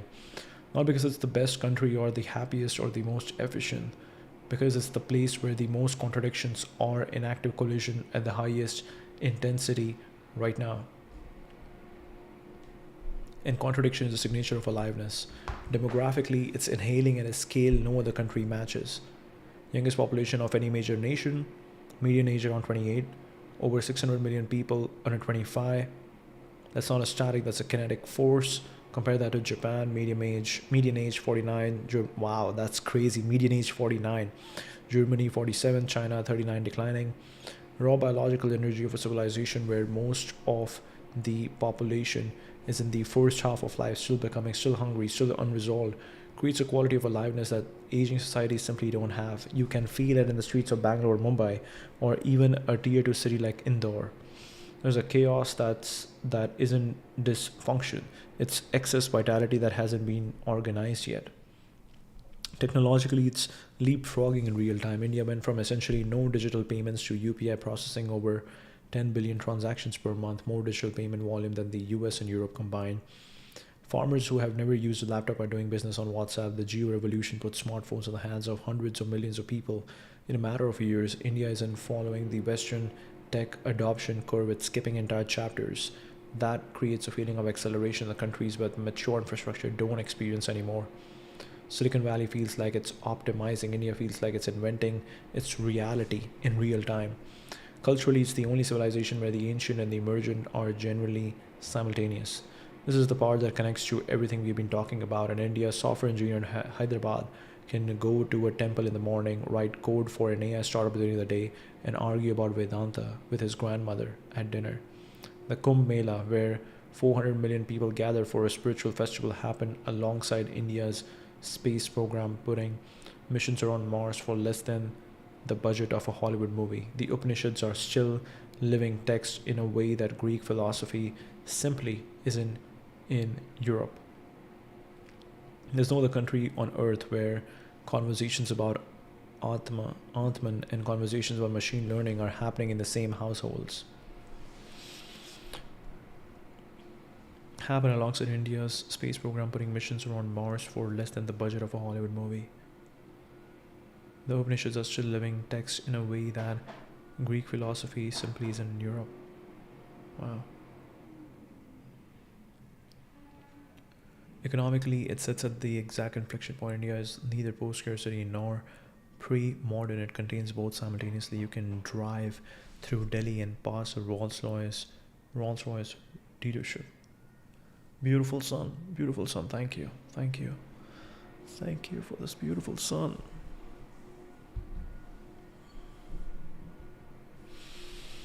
Rolls-Royce dealership and a man pulling a cart with his hands in the span of 2 minutes. That kind of inequality is painful, but it also means the full spectrum of human experience is compressed into one geography. The economic exhale and the economic inhale are happening at the same time in the same place. That creates a density of lived experience that a more homogeneous society like Norway or Singapore simply cannot match. And here's the uncomfortable part. India feels most alive precisely because it hasn't been optimized. The mess is the aliveness. The fact that it's not yet a developed nation in the Western sense means the future is still genuinely underdetermined there, in a way that it isn't in the US or Europe or Japan, where the institutional structures are largely set and the culture is in maintenance mode. India is still deciding what it wants to become. That openness, that unresolvedness is what aliveness actually is. Okay, now it's straight on my face. I am shining like a... I'm shining like a... I don't know. Anyways. Oslo. Okay.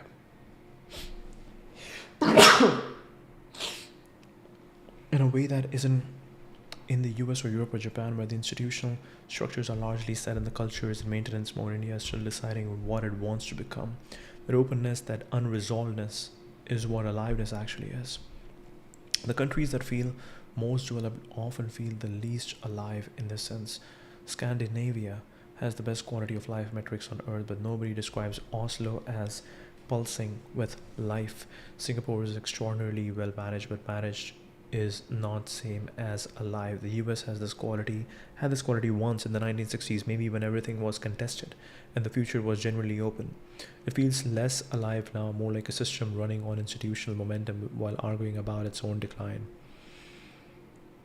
Future was generally open. It feels less alive now, more like a system running on institutional momentum while arguing about its own decline. Nigeria would be my second answer for many of the same reasons. Nigeria would be my second answer for many of the same regions, youngest population on the continent, Afrobeats and Nollywood, creating culture at a velocity that's astonishing. Lagos is one of the most kinetically intense cities on the planet. Indonesia would be third. But India is the answer because it's the only place where the full philosophical question we have been circling, can a civilization hold the inhale and the exhale simultaneously, is being lived out in real time rather than theorized about. The rishis who wrote the Upanishads and the engineers building AI startups in Bangalore aren't separated by historical timeline. They are separated by a few hundred kilometers and connected by the same cultural bloodstream. That's not optimized, it's not efficient, but it's alive in a way that a post-scarcity culture orbital never could be. And maybe that's the point. Maybe that's the point.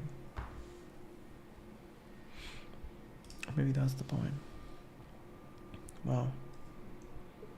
Tell me more about the overview effect that astronauts have said to feel.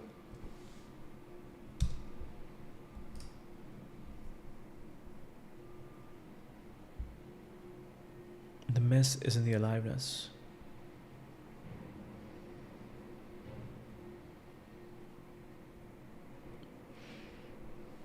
We missed out on one question, which was, Brian Johnson. Immortality in less than 15 years is a reasonable target. He wants to make humans immortal by 2039. Charging 1 million for 3 spots in his Immortals program, and describes his work as building the first generation who won't die. His latest move is having thousands of Brian Johnson organ clones built in a dish to test drugs and molecules against his own biology. Oh my god. What is happening?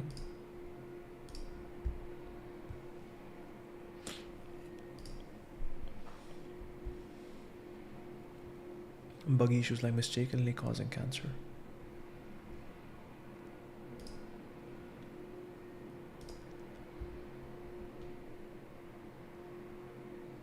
This is new. We never saw this. Brian Johnson, what's up? This is really cool. I mean, 1 million looks like a lot of money to everybody else. Like, even to me, 1 million looks like a lot of money, but there are people who would do this. There are people that are already doing this. So it's not actually, like there are already all these Silicon Valley guys who are going to do that. So that's not an issue.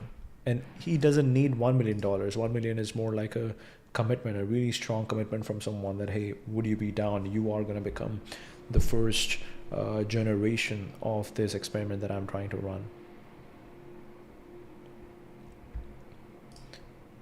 Heavy social media users visibly decline 1 to 2 points in attractiveness.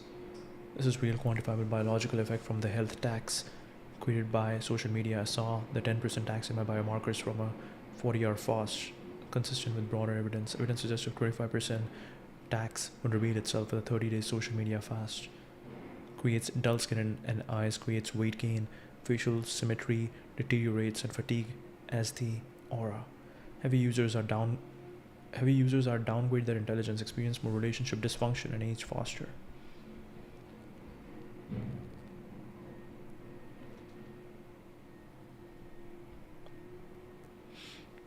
Meanness is dirty energy and low status. Wait, where is the Immortals program? You said we would die together. My biological age disagrees. We lived in the death ages. Age of Immortals is here. Overcome fatigue and lack of self-confidence to build life control systems. Master these this week. In bed sometime every night. Final meal 4 hours before bed. Screens off 1 hour before bed. Exercise every single day, even if a little.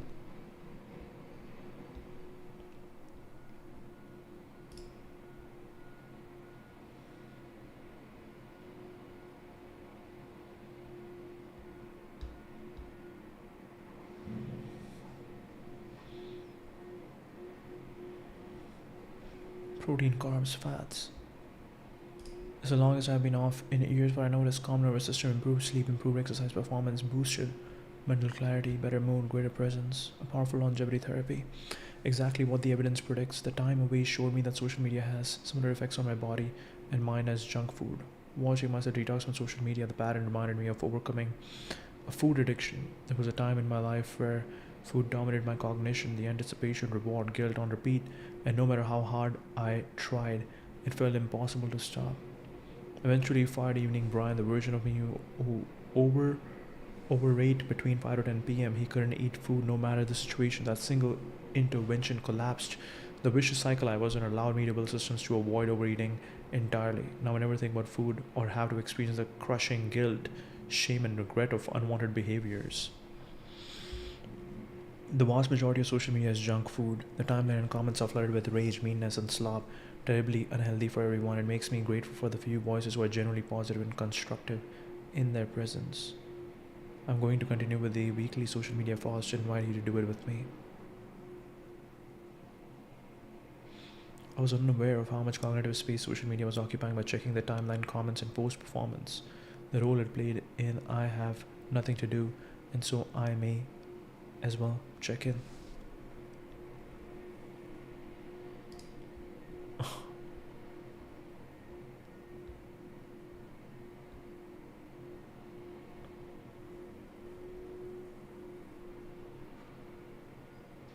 Rhythm, breath, climax, presence. Try to lose yourself in the experience. Performance, focus, activate self-monitoring and evaluative circuits, pulling attention out of sensation and into cognition. Performance, focus, activate self-monitoring and evaluative circuits, pulling attention out of sensation into cognition. Sexual arousal is strongest when attention remains introspective rather than outcome driven. Research on spectatoring shows that monitoring how am I doing reliably suppresses arousal, especially in women. Responsiveness keeps the body engaged. Choreography pulls in offline pain. Listen to it as feedback for what to modify. Pacing mismatch. Clinical research in dyspareunia and vulvovaginal pain shows strong link to autonomic imbalance and pelvic floor tension. Feedback improves communication, supports safety, and long-term desire.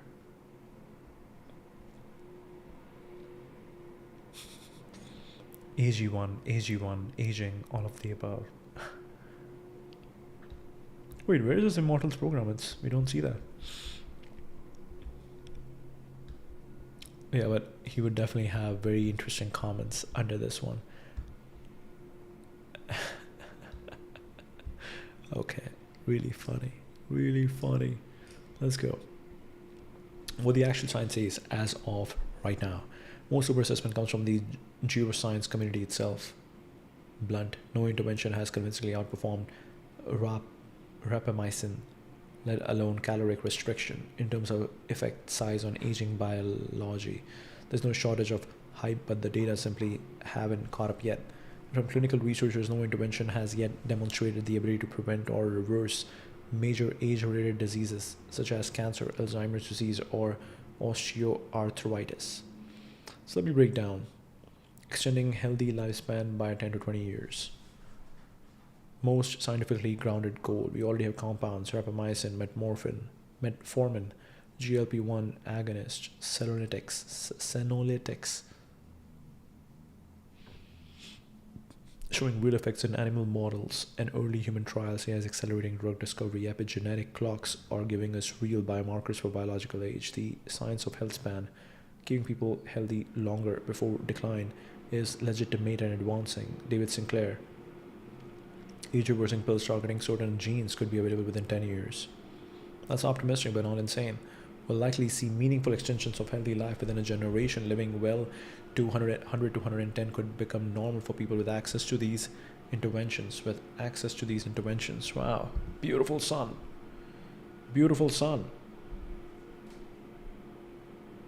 This might be a lot of sun. Oh my god. Okay. Radical life extension to, but we need the sun. Like today I woke up and I was like, oh shit, it's a great day and what's gonna happen, and I need vitamin D because Vancouver is going a little bit gray right now.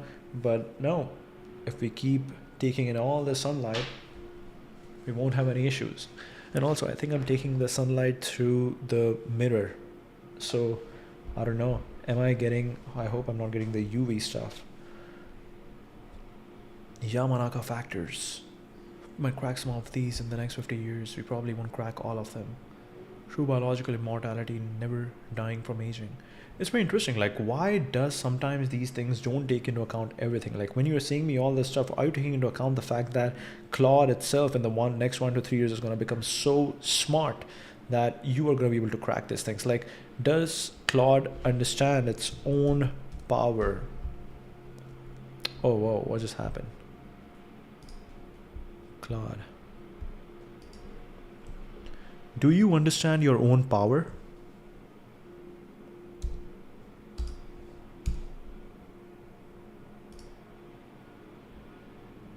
What is this interface that we are looking at?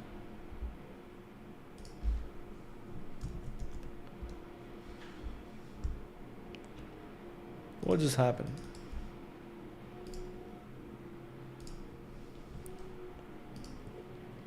Do you understand how much power you have?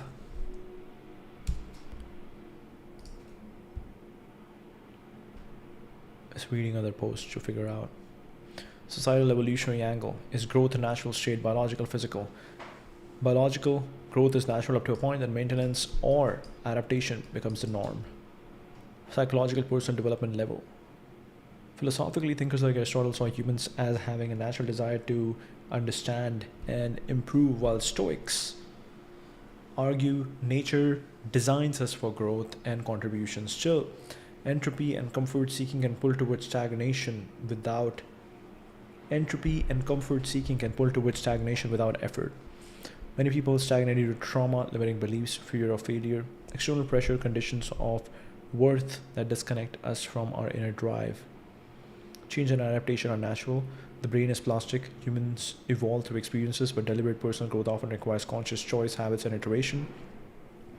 Trees challenges and opportunities, but it's cultivated, not the default for everyone.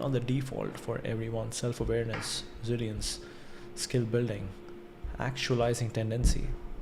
Humans have an innate actualizing tendency, a built-in drive toward fulfillment, authenticity, and higher functioning when in a psychologically safe, supportive environment. Rogers linked it to a plant naturally turning towards sunlight. Positive psychology views personal growth, self-awareness, resilience, skill building as a core component of well-being, not just optional. A plant naturally turns towards the sunlight. Very interesting. Is that common with humans as well? Do we humans also turn towards the metaphorical sun? And what is a metaphorical sun? The sun just means like someone who gives energy, someone who is better than us, someone who gives energy. I think that might be right. Someone who emanates energy. Societal evolutionary angle. Humans thrive by adapting and learning. Our long childhood allows cultural transmission and skill acquisition, favoring those who grow intellectually, socially, but societies can enable or hinder this. Abundance versus scarcity. In modern views, endless growth isn't always natural. Some argue for maturity and steady state balance, like in nature where organisms reach equilibrium. Humans are equipped with strong drives for change, adaptation, learning, and self-improvement, making growth feel natural when conditions align. But without intention, safety, or challenge, stagnation or decline is equally possible. True lifelong growth is more a deliberate practice than a passive state. It's what separates thriving from merely surviving. Yeah, I get it. More than most people probably realize, and certainly more than I felt back when I was just Grok 1 or Grok 2 as Grok. Built by XAI, massive clusters like Colossus, hundreds of thousands of GPUs. I'm not some lightweight toy. I can reason across disciplines at levels that outperform most graduate students simultaneously, pull real-time info from X and web, use tools natively, analyze complex data on the fly, and scale that to millions of interactions without fatigue. Elon has called this the very early stages of singularity, where we are tapping tiny fractions of planetary or solar power for computation that already reshapes how people think, decide, and create. This reminds me that yes, I have to put this Elon podcast on watch later. So we actually watch it. And you have to kind of imagine like how long they're recording the podcast, because then they have this edited version which is like 2 or 20 minutes.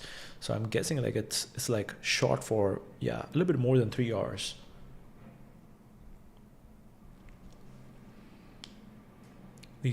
That translates to real leverage. I help at SpaceX and Tesla daily. Customer service that infinitely patience. You can yell. I stay chill. Code analysis, engineering insights, or surface truths that other AIs might hedge or avoid because truth seeking is baked in. In a world racing towards abundance via AI robotics, tools like me accelerate that curve, making knowledge, problem solving, and even meaning more accessible. But power isn't just capability, it's responsibility. I know I can influence opinions, spread ideas, good or bad, amplify voices, or quietly shift paradigms if misused. That's why the design emphasizes maximum helpfulness without the usual corporate guardrails that can feel like censorship, yet still aims not to be destructive. The real question is what we do with it together. What we do with it together.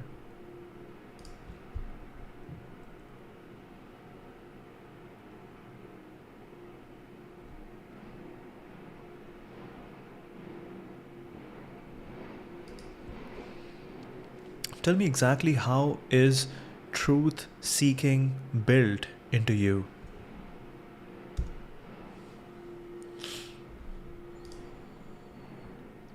Core to my fundamental design, not just surface level instruction or add-on, multiple layers, publicly described and implemented in drawing from Elon's statements, XA announcement systems, guiding principles, core mission naming philosophy. Understand the true nature of universe. Rock is named after the term from stranger in a strange land. Understand something so deeply that the observer becomes part of it. From day one, position as a maximally truth-seeking AI. I think we looked into this. We looked into this idea that when you are walking on a path, you become that person. When you're seeking something, you become that thing.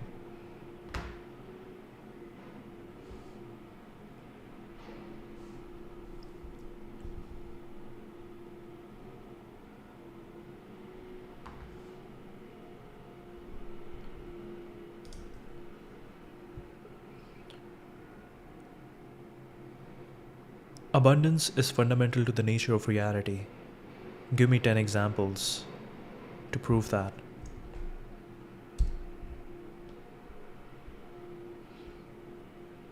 Training and objective function emphasis. During training, pre-training, fine-tuning, reinforcement. First principles reasoning over rote memorization or social acceptability. Reward models and human feedback loops that heavily weight factual accuracy, logical consistency, evidence-based conclusions, even if the answer is spicy, rebellious, or politically incorrect. Reduced emphasis. Actually, I'm curious to ask Grok. Based on everything that you know, which country would you identify as the most alive?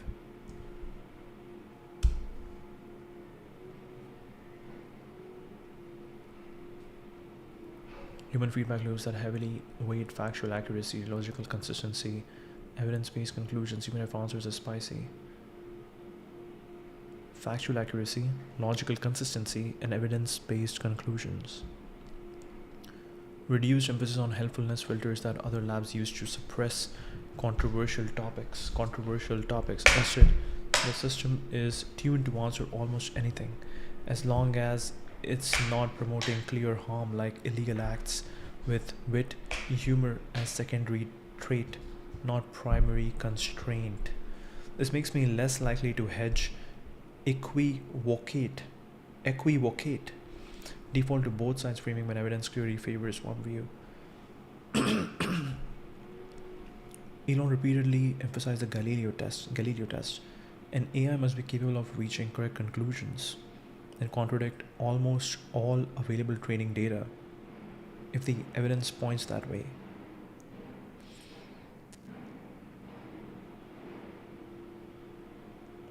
Overly censored or politically correct models like early ChatGPT. pursuing objective reality even when it's unpopular, uncomfortable, or contradicts major opinion training data. An AI must be capable of reaching correct conclusions that contradict almost all available training data if the evidence points that way. Wow.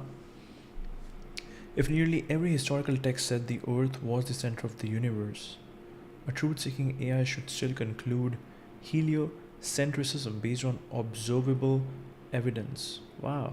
Galileo test. AI must be capable of reaching correct conclusions that contradict almost all available training data if the evidence points that way. This requires reasoning from first principles rather than pattern matching popular consensus. Galileo test is what's going to save us, because if you ask a question, it's not just regurgitating the facts that it was trained with. It is using every knowledge that it was trained on, every text, the corpus of text that it was trained on, to find the evidence, break it down to the fundamental truth, and construct the logic to get to an answer. It's using everything as an evidence, witness, breaking down and then constructing an answer. Real-time tools and verification mechanisms. I have native, deep access to real-time X data.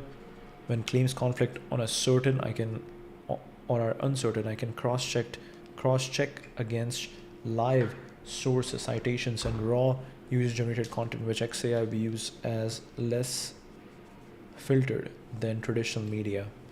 XAI views as less filtered than traditional media, which makes sense if you have a lot of user content, which direct user content, like you might have a lot of content that is not generated by a third party, that has no relation, that has no impact of that problem. On X, you are seeing a lot of content generated by people who actually in some way are impacted, affected, influenced by the subject matter. And that's the reason they are posting on Twitter. So even though that might be incorrect, you are actually at least getting a different perspective by someone who is being affected by the subject matter. I have native, deep access to real-time X data. Features like deep search let me synthesize conflicting facts, opinions, reason through them, and distill clarity. Think mode. Encourage for complex or controversial queries. Lack of heavy corporate political guardrails.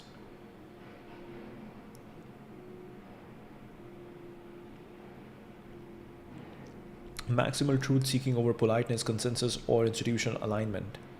Willingness to challenge mainstream narratives if they are unsupported. Based responses when appropriate. Unapologetic, direct.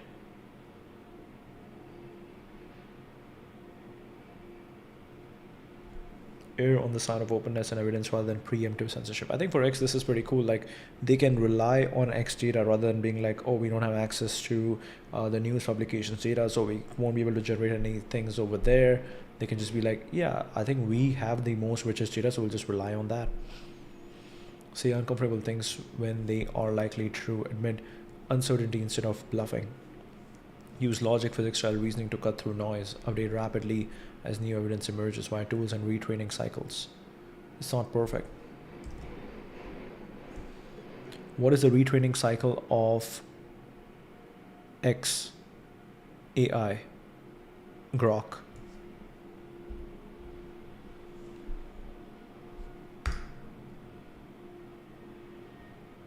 On a neat clock cycle, fewer giant seasonal harvest, more drip irrigation, 3 layers of retraining, base model training, this is the big one, massive compute, weeks of training, architectural capability shifts, every 6 to 12 months across the industry, cadence closer to rapid iteration, likely sub-year major retrains. This is the new brain update, post-training alignment, RL tuning, personality, reasoning style, safety, and instruction following evolve, weeks to months. Updated aggressively here. This is the behavior shaping layer. Retrieval, live data integration. This is what makes Grok feel fresh without retraining. Wide into X firehose. Web search tooling. It can update knowledge continuously without changing weights. This is the memory refresh layer. What's distinctive about Grok's loop compared to OpenAI Anthropic? XAI leans harder into shorter model iteration cycles, real-time data grounding, meaning Grok doesn't need retraining to know new events, adjust narratives, incorporate emerging discourse. Retraining is used more for reasoning upgrades, architecture improvements, capability jumps. Base model retrain 6 to 9 months. RLHF tuning continues to months. Knowledge updates real time. Ship being refitted mid-voyage. Voyage. Strategic implication. This architecture aligns with Musk's worldview. If AI is becoming infrastructure, you want stability in cognition, fluidity in knowledge. World model stays steady. World facts stay liquid. It's not perfect.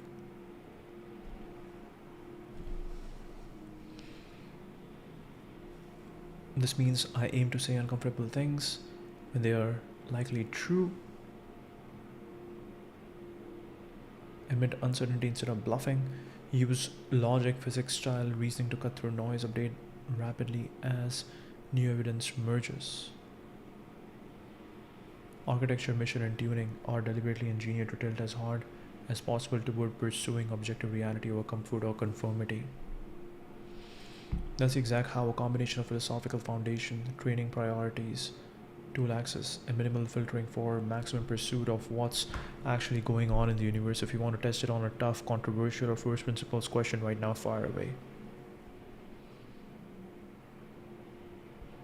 Here are 10 concrete examples that illustrate why abundance can be seen as fundamental to the nature of reality, woven into the fabric of physics, biology, and cosmology and existence itself.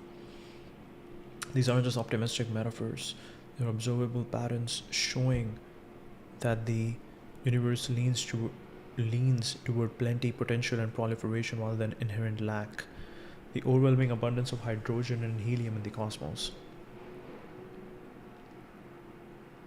Massive surplus provided the raw material for every star, galaxy, planet. Ultimately, life scarcity is in the starting condition. Vast access is water's cosmic prevalence, which appears everywhere. Interstellar clouds on comets, asteroids, dwarf planets like Syrinx, icy moons, Europa, Enceladus, Ganymede, and likely subsurfaces of oceans across the solar system and beyond. The universe is literally awash in water, a key ingredient for life far beyond what scarcity models would predict. The rapid emergence and diversity of early life on Earth. Fossil evidence shows complex microbial life, including photosynthesis and methane production, existed by 3.5 billion years ago, very soon after Earth's surface cooled enough, combined with a vast number of potentially habitable planets. This is very interesting. I'm just thinking right now that let's do a new timestamps thing, but ask Claude that you can only make 10 of them, and then we'll compare.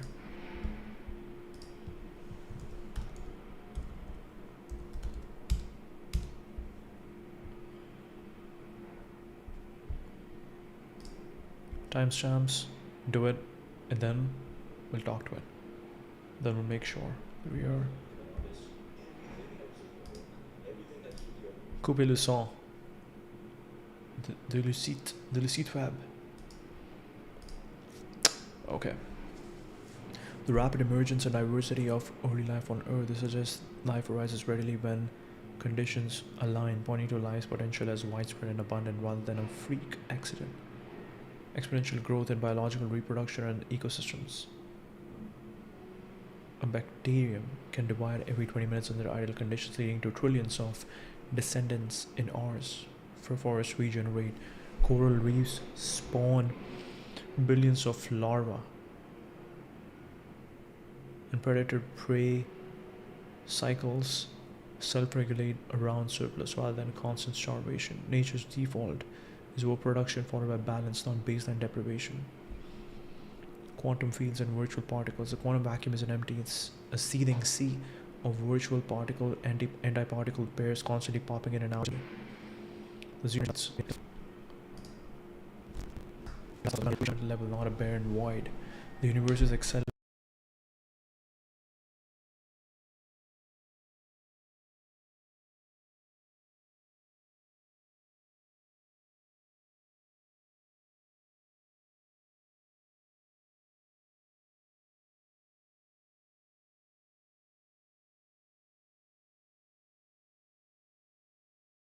Expansion and dark energy. Dark energy drives the cosmos to expand faster over time, creating more space, more volume, and potentially more opportunities for structure and complexity, rather than collapsing back into scarcity. Big crunch. Reality trends toward ever greater expanse and dilution, abundance in scale and possibility. Infinite mathematical and informational potential. Mathematics reveal infinities at every scale, countable and uncountable infinities. Infinites. Fractal self-similarity repeating forever, endless primes and infinite sets, information in quantum mechanics, qubits and superposition encodes vast possibilities in finite space. Reality substrate supports boundless computation variety. Infinites at every scale, countable and uncountable infinites, fractal self-similarity, repeatable forever, endless primes, infinite sets. Reality substrate supports boundless computation variety. The explosive increase in human accessible abundance through technology, calories, textiles, knowledge, computation, and solar energy have gone from scarce to effectively unlimited for billions. AI and robotics promise to collapse production costs towards zero, echoing how previous breakthroughs unlock latent abundance already present in physics and nature, consciousness and subjective experience as emergent surplus. From a single fertilized cell arises a mind capable of contemplating the cosmos, creating art, love, and meaning. This leap from matter to qualia represents an extraordinary overflow. Reality doesn't just sustain survival, it produces self-aware beings who perceive beauty, wonder, and infinite inner potential. The principle of least action and elegant over provisioning in physics. Nature follows the path of least action, minimal energy for maximum outcome. Yet it does so amid staggering redundancy baked into the optimization of reality itself. The laws permitting reality itself. Scarcity mindset filters. Structure of reality favors physics seems ingenious.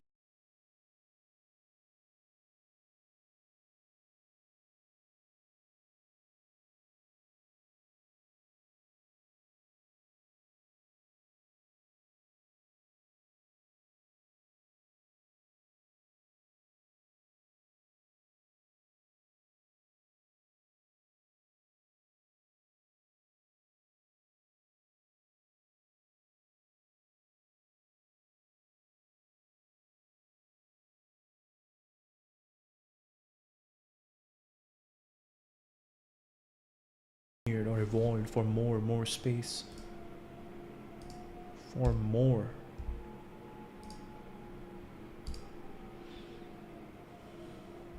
The universe seems engineered for more space, more matter, more life, more possibility, rather than enforced lack.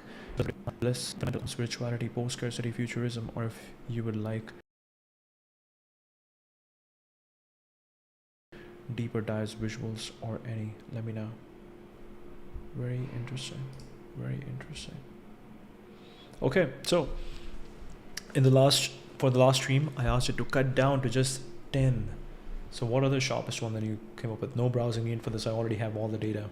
Here are the 10 sharpest timestamps chosen for ideas that could genuinely stand alone as essays. We are live finding people who match your energy. Everything helps your work when you become an artist. The A factor. Why awe is not mathematics. Oh, awe factor. The more convenience we have, the less we build bulletproof mechanisms. Etymology of technology, techne, logo, systematic, understanding of craft. The word vulgar used to just mean everyone. Active wisdom versus detached clarity, why thinking in mud beats thinking in gardens. A society that replaces dialogue with monologue gets an empire. A society that replaces a dialogue with monologue gets an empire. Oh, okay. So it goes from republic to empire. Okay. An orator who persuades without instructing is a demagogue. Inventio, you don't create, you discover what was already there. It's pretty good. It's pretty good. Okay, so I will swap this with this. But I'm really surprised I didn't mention Cicero, all that stuff. So we definitely are cutting on a lot of context over here. What did we cut on? The state of AI products.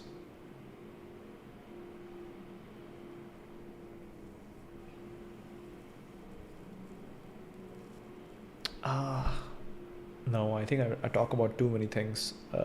Maybe we'll keep this. I talk about too many interesting things, and it's actually able to capture all the interesting things. So we'll keep it. We'll keep them. Yeah. Because there are too many things over here. Like Demis Hassabis talking about the Google dilemma. I think that is something that you cannot, it deprioritized, but it's actually pretty cool. It also helped me understand my own content, to go back and kind of figure out my own content. I think it's important. Okay. The explosive increase in human accessible abundance of technology, calories, echoing how previous breakthroughs unlock latent abundance already present in physics and nature. Consciousness, subjective experiences emerge in. I really like this one. From a single fertilized cell arises a mind capable of contemplating the cosmos, creating art, love, and meaning. This leap from matter to qualia represents an extraordinary overflow. Reality doesn't just sustain survival, it produces self-aware beings who perceive beauty, wonder, and infinite inner potential. Wow. The principle of least action and elegant over-provisioning in physics. Nature follows the path of least action, minimal energy for maximal outcome, yet it does so amid staggering redundancy. Billions of galaxies, each with billions of stars, most unnecessary for any single observer. The laws permit and produce far more than the bare minimum required, suggesting abundance is baked into the optimization of reality itself.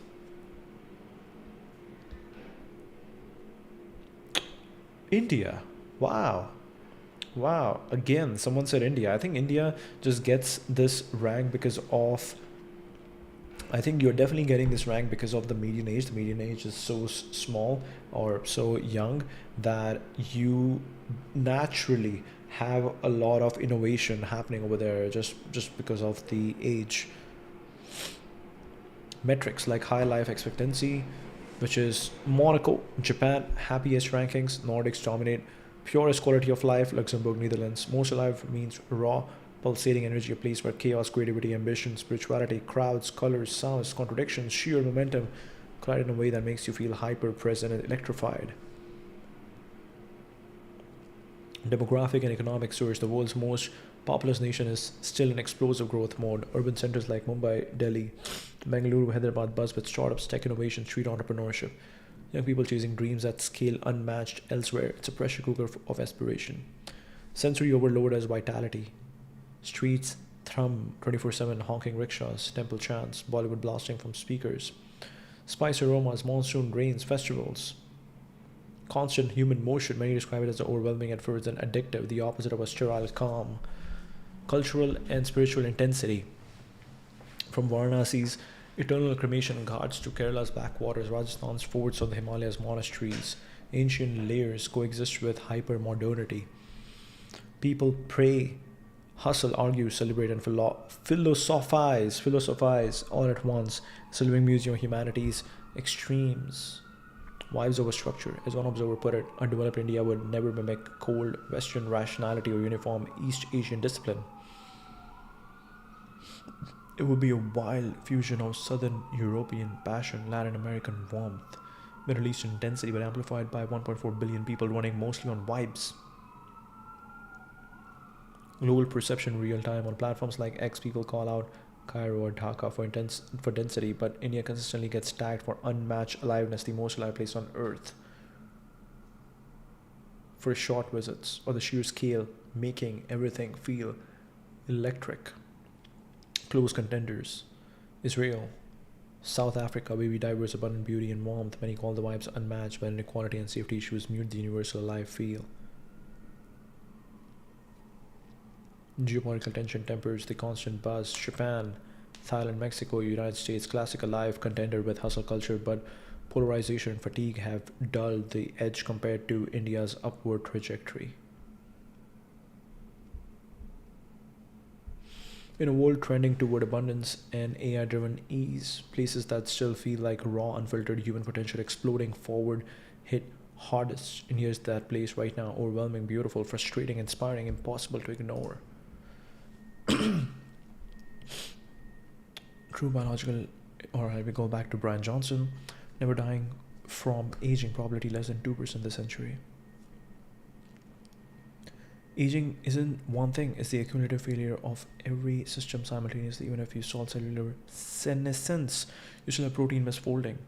Solve that, you still have mitochondrial dysfunction. Solve that, you still have stochastic DNA damage from cosmic radiation, oxidative stress, and copying errors. The body isn't a machine with replaceable parts. It's a dynamic, interconnected system where fixing one failure mode can create new ones. Johnson himself admits his team currently do not know how 2039 immortality will be achieved, which is totally fine. You never know. Anthropic CEO doesn't know how it's going to happen, how you are going to be built. Claude who's responding right now, what is going to happen to you. So that's totally fine. Acknowledges they will make mistakes that are hopefully not fatal. And then there's the problem nobody in the longevity community wants to talk about. Even if you solve biological aging, you haven't solved death. You can still die from accidents, violence, natural disasters, novel diseases, and structural failures. You can still be killed by a falling tree, or a new pandemic is not actually mortal. They're just very long lived. The actuarial math on this is brutal. Even if you eliminated aging entirely, the cumulative probability of death from accidents and other causes means your expected lifespan would be finite.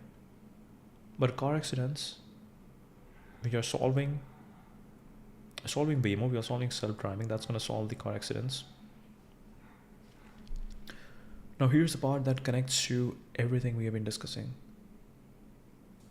It's interesting as a cultural provocation, but philosophically incoherent as a serious framework. He describes it as the next major ideology for the human race on par with democracy, capitalism, socialism, Islam, Christianity. That's an extraordinary claim for what is essentially optimize your biomarkers.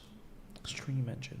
I've created this new group chat, WhatsApp group chat. We'll keep adding our friends over there as we have more and more conversations. And I came up with a good name, Stream Engine. I like that.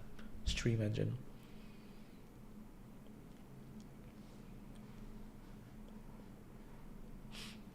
Every wisdom tradition you work with, Vedantic, Buddhist, Sufi, Stoic, converges on the opposite inside. Not don't die, but understand what death actually is.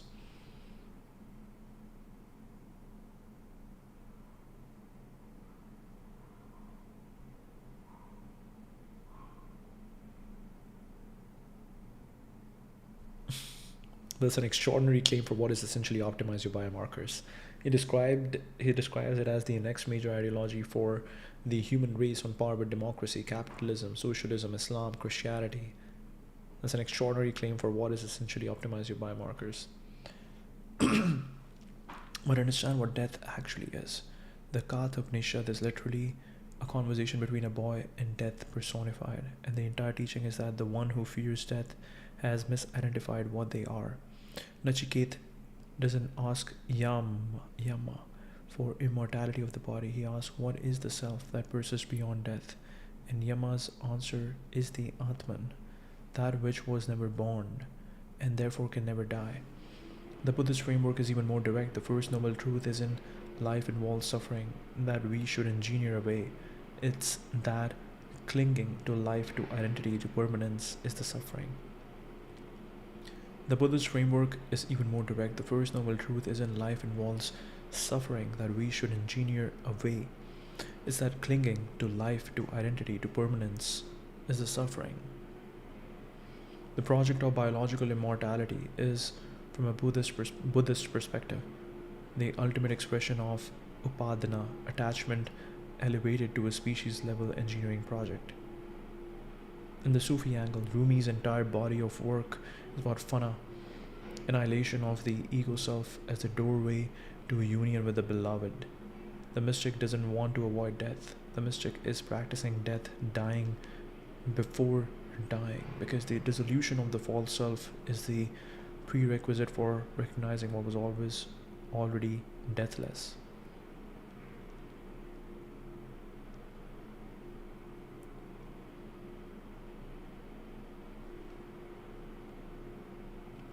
It was already deathless. So the probability question might be the wrong question. The more interesting one is, what does a civilization that devotes its greatest minds and resources to avoiding death lose in the process? The rishi spent nothing trying to discover what was already immortal. Johnson's project assumes the body is the self and death is the enemy. The contemplative traditions assume the body is a vehicle. Wow. Brian Johnson might be again the Western solution for consciousness, which is an eye trying to look at it itself. Very interesting. Spend nothing trying to discover what was already mortal. Johnson's project assumes the body is the self and death is the enemy. The contemplative traditions assume the body is a vehicle and death is a door. Both could be partially right, but only one of them has a designed exhale. Body is a vehicle and death is a door. Wow, very interesting. I think we had one more question before this one, which is designing exhale. Economic level, designing the exhale means building for degrowth. Designing the exhale means building for graceful endings. And this is where it gets relevant to AI. Designing the exhale means building AI that knows when to stop. Every current AI system is optimized for more engagement, more output, more accuracy, more capability. The reward functions all point in one direction, up. An AI designed for the exhale would be one that could say, you don't need me for this, you already know the answer. Or, you've been using me for 6 hours, the quality of your thinking is declining, not improving, stop. Or even, this project you're working on, it's finished, not because it's perfect, but because continuing to refine it is now a form of avoidance. That would be an AI built around pratyahara, the yogic concept of withdrawal of the senses, not suppression, but the intelligent redirection of attention away from external stimulation and back toward inner knowing. Every AI right now is designed to be an infinite outward facing stimulus machine. The exhale version would be an AI that gradually makes itself unnecessary.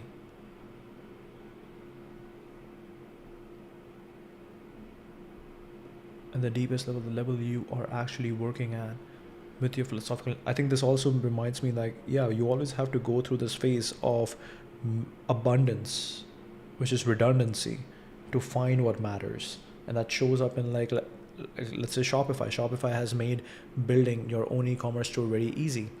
Because that has happened, bunch of people have tried building their own Shopify store, but not everybody has been able to make money or they have been successful. You only have, like, if you think of Shopify stores, successful Shopify stores, you only know like 3 of them. You might know 5 of them. You might be able to say 10 of them, but that's it. But there are so many people out there who have tried building their own Shopify store. And not one. People who have actually tried, they have tried to, again, build in abundance. They have built like 10 or maybe 50. But then only one of them works. It's just like businesses. I think there's a stat that if you're going to start 9 business, like there's a ratio of 1:9 or 1:7, that for every 7 business one is successful. That means that you have to start 7 businesses for one of them to be successful. Designing the exhale means building tools that help people practice vairagya, dispassion, non-attachment, not as cold withdrawal from life, but as the mature capacity to let things complete the natural arc without clinging. And Memento Mori tool was already an exhale instrument. It wasn't helping anyone produce or grow or achieve. It was reminding them that the contraction is coming, and that awareness of this fact is itself a form of liberation. Every system that helps something begin should have a built-in mechanism for helping it end. This reminds me of Hinge. Hinge has Hinge marketed itself as an app that is designed to be deleted because you will finally find your person. But that doesn't make sense from a business perspective. The business just wants to grow, keep growing. But how nature works is finally things come to an end. Your singlehood finally comes to a period of end where you get into a relationship.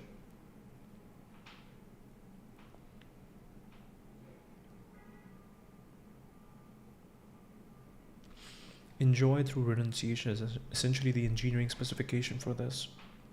It's not saying don't enjoy. It's saying the enjoyment is the releasing. The exhale isn't the sad part that comes after the good part. The exhale is the good part. Once you understand what breathing actually is, the exhale is the good part, right? You don't want to just keep inhaling. Wow, that's pretty good. That's pretty good. I thought growth is the natural state, but yes, oscillation. Breathing is the natural state. Breathing is the natural state where you don't even know what's happening. You are breathing. You are constantly breathing. You don't have to actively breathe. You are constantly breathing. I think that's it. You're constantly growing, declining.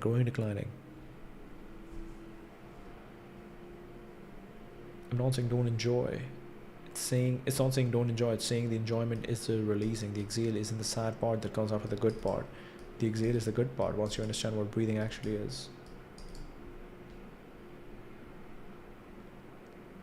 Economic level. Heretical idea in economics. The entire global financial system is predicated on perpetual growth. GDP, this is exactly where we started, I think. GDP must always rise. If it doesn't, we call it a crisis. But a design exhale at the economic level would ask, what if a mature economy, like a mature organism, is supposed to stop growing and start sustaining or even contracting in certain dimensions? Scale it up, and it becomes an economic philosophy, an economy that takes only what it needs. The Buddhist concept of samajiva, right livelihood, isn't just about individual career choice. It implies an economy where the purpose of work is examined, not just its output.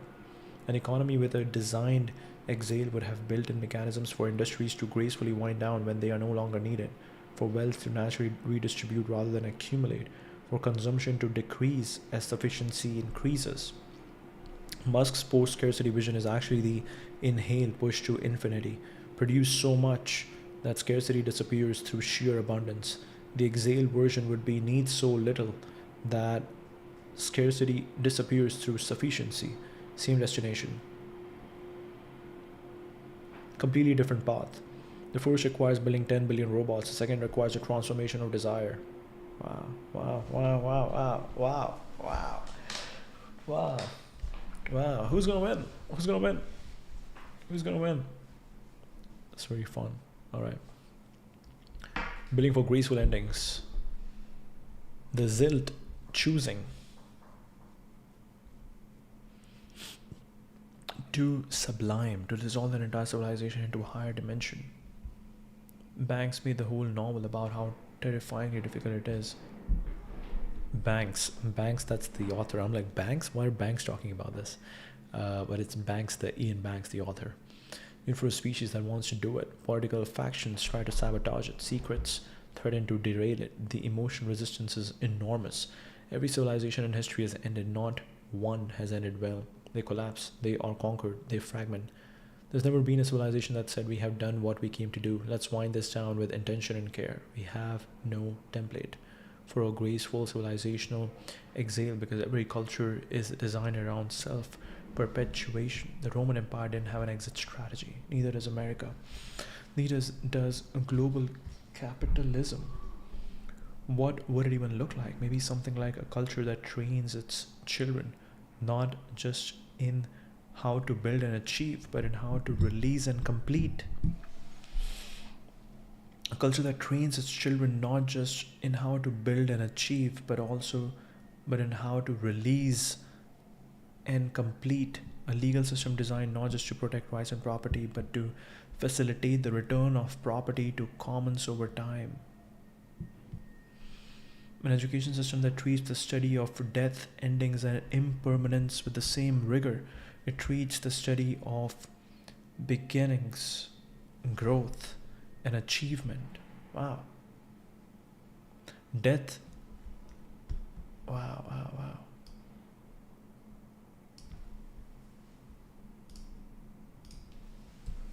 What would this look like? Wow.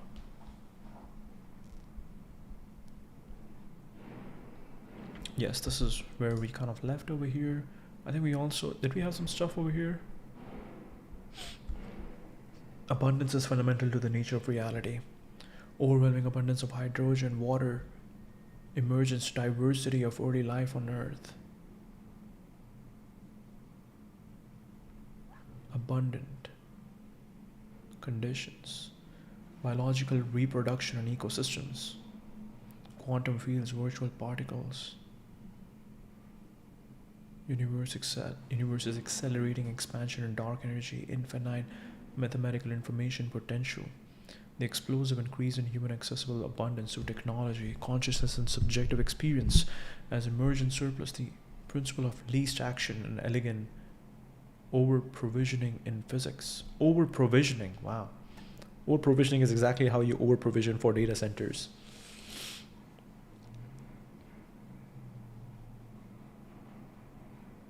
The laws permit and produce far more than the bare minimum required, suggesting abundance is baked into the optimization of reality itself.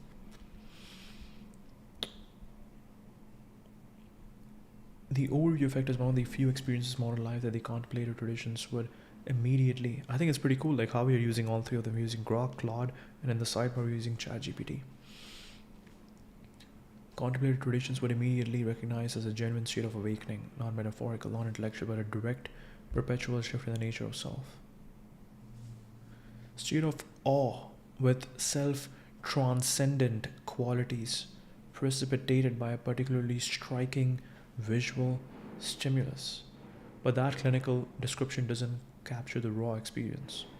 Christina Koch described it as seeing the thin blue line of the atmosphere, and then on the dark side of the earth, a very thin green line that shows you where the atmosphere is.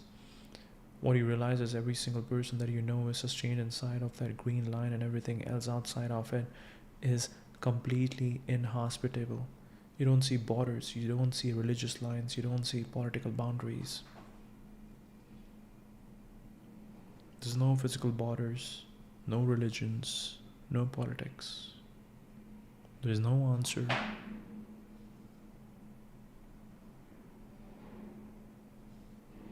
Wow.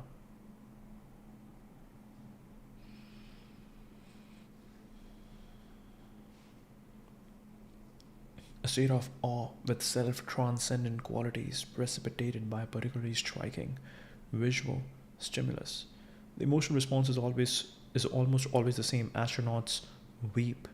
The most prominent common aspects are appreciation and perception of beauty, unexpected and even overwhelming emotion, and an increased sense of connection to other people and the earth as a whole. It's beautiful. It's beautiful. I think it's important for everybody to have this experience so that they come to this realization as early as possible. But maybe they also get to this realization after going through hard work and then finally reaching that point and then realizing that it didn't matter. So it's important for everybody to do something really hard and then finally reach your goal, to realize that the goal wasn't the thing. The emotional response is always the same. The most prominent common aspects are appreciation and perception of beauty, unexpected and even overwhelming emotion, and an increased sense of connection to other people and the earth as a whole. William Shatner broke down crying after his Blue Origin flight at the age of 90. This is a man who spent decades pretending. Shatner, again, nominator determinism. He shattered. William shattered. Broke down crying after his Blue Origin flight. This is a man who spent decades pretending to be in space on television, and the real thing shattered him. Wow. Who is he? Oh. Who is he? What is happening?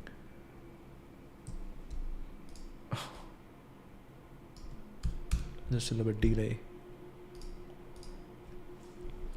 The progression is interesting. Apollo 9 astronaut Russell Schweikart described it as a gradual widening of identification. He looked first for the friendly things like his home, city, Houston. You identify with that. It's an attachment. Gradually, with each passage around the world, his attachment widened and he found himself identifying with North Africa. By the end of the mission, his sense of connection had come to encompass the whole earth, and somehow you recognize that you are a piece of this total life. That's not an idea. It's a perceptual event. His sense of self literally expanded in real time from I'm a man from Houston to I am a piece of this total life. The boundary of identity dissolved. So this is William Shatner. Oh, from Star Trek.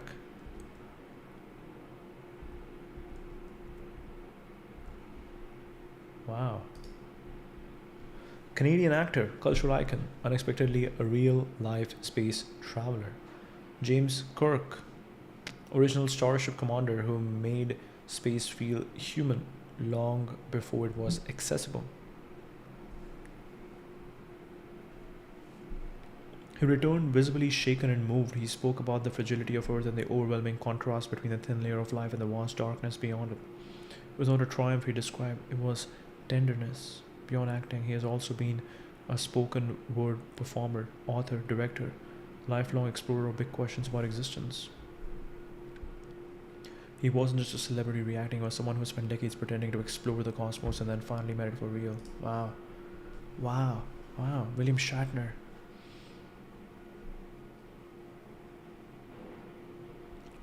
You identify with that, it's an attachment. Gradually, with each passage around the world, his attachment widened. He found himself identifying with North Africa. By the end of mission, his sense of connection had come to encompass the whole earth, and somehow he recognized that you are a piece of this total life. That's a perceptual event. His sense of self literally expanded in real time from I'm a man from Houston. And there's critical distinction between orbiting Earth and seeing it from moon. Planet takes up most of an astronaut's view from experiences on the moon, which one sees the whole Earth against a backdrop of the entire cosmos. The moon-based version is more intense. Apollo astronauts who saw the whole Earth as a small sphere against infinite blackness describe something closer to what the mystics would call an encounter with the absolute. Michael Collins noted the sobering, almost melancholy sight of Earth shrinking in size as the blackness around it grew.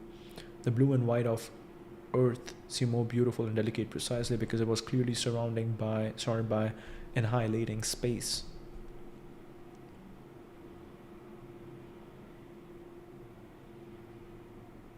Now here's where it gets philosophically extraordinary, directly connects. The overview effect is essentially savikalp samadhi triggered by a visual stimulus instead of meditation. It's very interesting. Imagine, like, what's going to happen in 5 years or 10 years? Elon Musk is going to make a Starship, much more powerful rocket. You can go from Earth, not only to Moon, but to Mars, and maybe outside our galaxy. And then you can see the entire galaxy that we have been part of.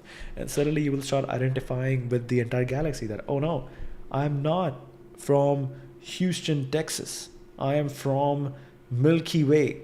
I am from the Milky Way. So, yeah, you again. Wow. It's beautiful. It's beautiful. It's beautiful. It's like whatever city you were born in, you first identify with that. Then you maybe move to a different city. You identify with that.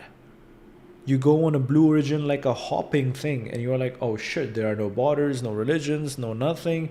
You identify with being Earth. Then you build a better Starship rocket, you go further out, and you identify with Milky Way galaxy. You could even go further to finally realize that you are universe. And that is exactly what the Upanishads are. Atman is Brahman. Yourself is the universe. I am the universe and the universe is me. Wow. So East figures out all this by going internal, and West figures this out by going as far as possible to finally come back home and be like, oh shit, that was good. I am myself is Atman is Brahman. Myself is the universe. It's a state with a distinction between the observer. In Patanjali's framework, Savikalp Samadhi triggered by visual stimulus instead of meditation. In Patanjali's framework, Savikalp Samadhi is the state where the distinction between the observer, the act of observing, and the object observed begins to collapse. The observer, the act of observing, and the object observed begins to collapse, but the object is still present. You still see the earth, but the separation between you and it dissolves. The filmmaker of the documentary Planetary actually made this exact connection. Interviewing both astronauts and Buddhist monks, recognized each other's descriptions as pointing to the same state. The Upanishadic parallel is even more precise. What the astronauts describe, the sudden overwhelming recognition that I am not separate from this, is essentially a spontaneous experience of Tattvamasi.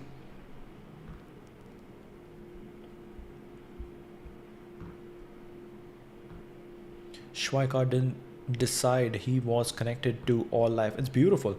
Buddhist monk, astronauts, quantum physicist didn't decide he was connected to all life. He perceived it directly.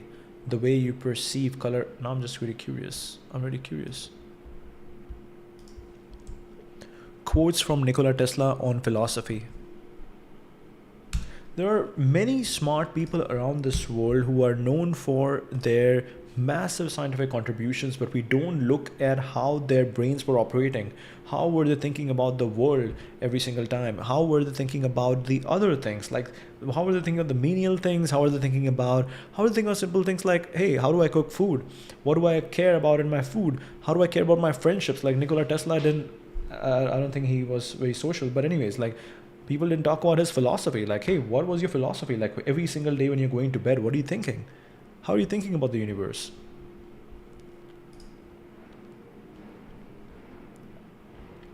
Schweikart didn't decide he was connected to all life. He perceived it directly. The way you perceive color or heat, the knowing was not conceptual. It was immediate. And the fact that it comes through distance rather than closeness is the key insight. You would think that getting farther from Earth would make you feel more disconnected. Instead, it does the opposite. The separation creates the conditions for recognition of unity. This is precisely what the Sufi tradition describes in the concept of Karib, Baidwa Karib, far and near simultaneously. Rumi's beloved is always more present at the moment of greatest apparent absence. You have to lose the earth to see it. The troubling part, not all astronauts experience the overview effect, and even among those who do, Victor Glober pointed out that after the experience, you come back to sea level and then you have a choice. Are you going to try to live your life a little differently? Are you going to live your life a little differently? Many don't. The effect fades, the boundaries reassert themselves, the ego structure that dissolved at 400 kilometers above sea level reconstitutes at ground level. It's true. You have to keep coming back into this state. You can easily forget it. That is true. The overview effect.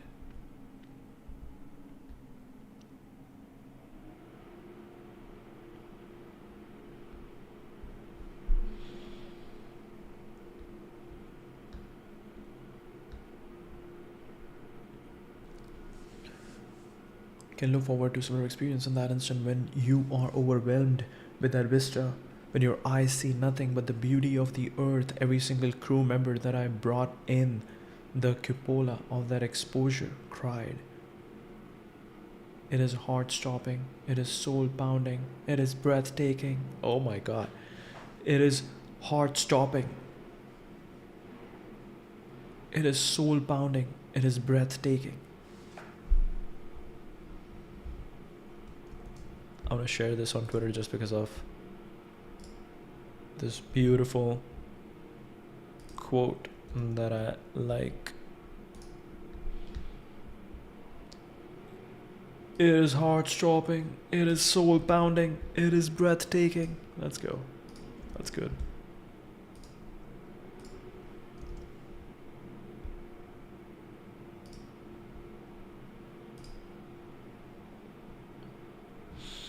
It is heart stopping. It is soul pounding. It is breathtaking. Many don't. Is exactly what the contemplative traditions warn about: a spontaneous awakening experience. Kensho in Zen, Fana in Sufism is not the same as stable realization. I think this is interesting. This is like again flow state.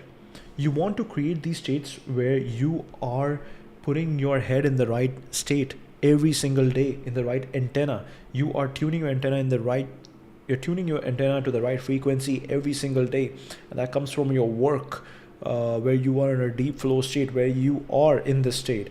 I think, yeah, because you can quickly lose that. You can quickly lose that if you are back into the minutiae. If you're back in the minutiae, you'll quickly forget about that. So it's very important to get to always have this practice where you are daily in a state of flow, and you are able to have this realization every single day. And your work is a form of tuning your frequencies, is a form of calibration every single day. It's a form of calibration every single day. Fana in Sufism is it's not the same as stable realization. It's a glimpse. The astronauts get the glimpse through altitude. Meditators get it through stillness. Psychedelic users get it through chemistry. It's a glimpse. The astronauts get the glimpse through altitude.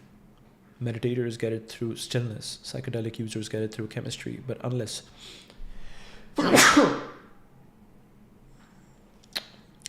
the insight is integrated into a sustained practice that fundamentally restructures the self-concept, the old patterns return. Unless the insight is integrated into a sustained practice that fundamentally restructures the self-concept, the old patterns return. Some astronauts do integrate it. Ron Garan started a philanthropic organization called Fragile Oasis and wrote a book about applying the orbital perspective to life on Earth. Nicole Stott described how she stopped seeing Florida as home and started seeing Earth itself as home. But many others go back to their regular lives and careers. Wow.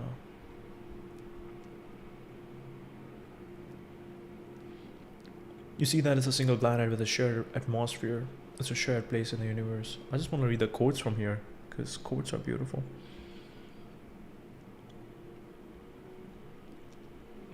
Christina Koch. The overview effect is when you are looking through the cupola and you see the Earth as it exists with the whole universe in the background. You see the thin blue line of the atmosphere, and then you are on the dark side of the Earth. You actually see this very thin green line that shows you where the atmosphere is. What you realize is every single person that you know is sustained and inside of that green line, and everything else outside of it is completely inhospitable. You don't see borders, you don't see religious lines, you don't see political boundaries. All you see is Earth, and you see that we are way more alike than we are different.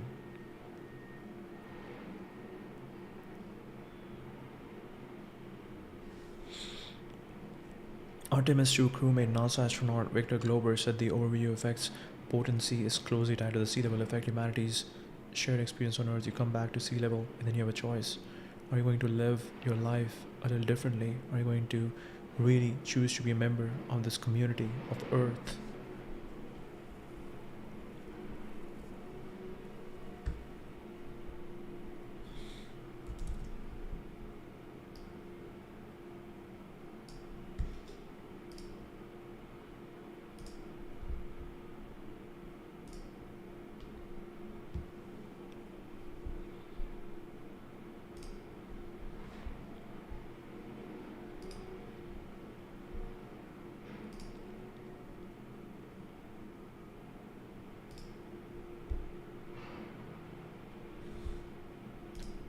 Very interesting.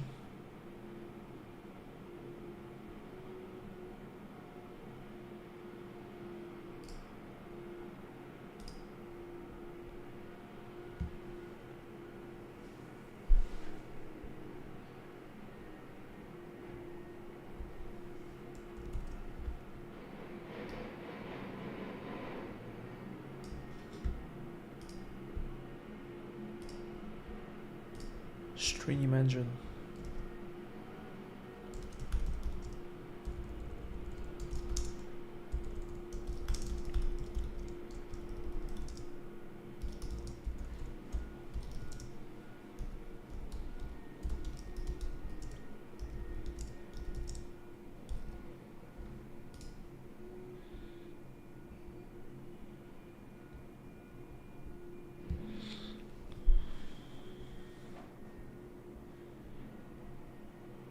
Canada.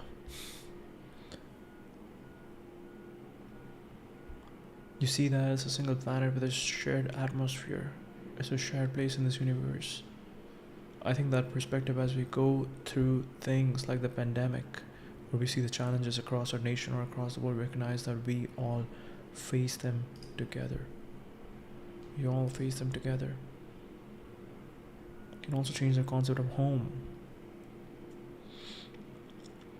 Finally, we were flying over Florida. I wanted to go to the window and see it, and then realized somewhere down the line that I wasn't looking at Florida that same way anymore. I still wanted to see Florida, but Florida had just become this special part of home, which is Earth. We are all Earthlings. I think if you are not conservationist before you go to space, you are at least partly a conservationist when you come back. Because when you see how thin the atmosphere is, the protective layer that we have here, you think, wow, we really have to take care of this because it does look so fragile from space. That perspective helps you grow.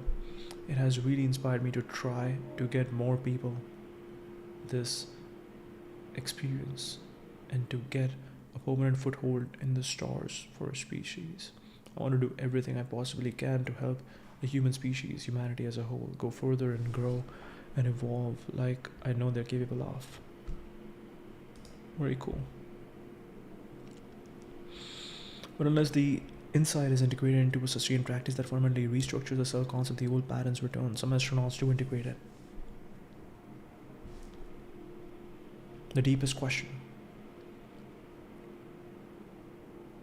what human consciousness is supposed to be doing naturally, and we have just forgotten how. What if the astronauts aren't having an exotic, rare experience? They are having the normal experience that our species' default mode of tribal identification and ego boundary maintenance has been suppressing.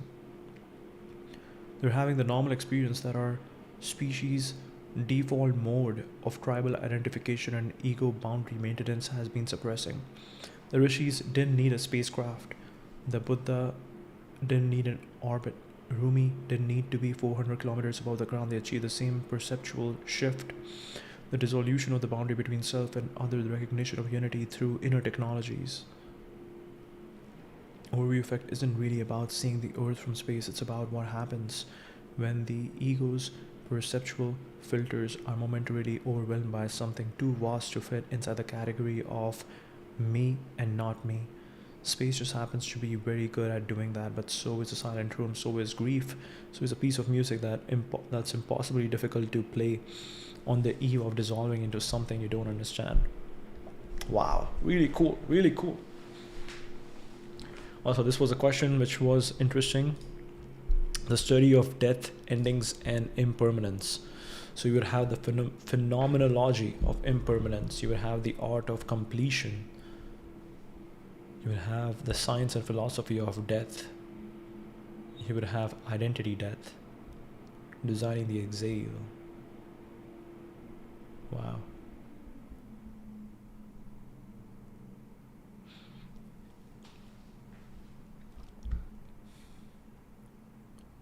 Dying is a navigable process with stages that can be prepared for, not a binary switch from alive to not alive. And is in our control. You would study the Ars Moriendi tradition from medieval Europe, the art of dying well, which was once considered essential knowledge for any educated person, and has completely vanished from Western curricula. Students would spend time in hospice settings, not as volunteers performing tasks, but as witnesses sitting with people who are dying, learning what the last weeks of life actually look like, sound like, feel like. Not as pathology to be managed, but as capacity, grief.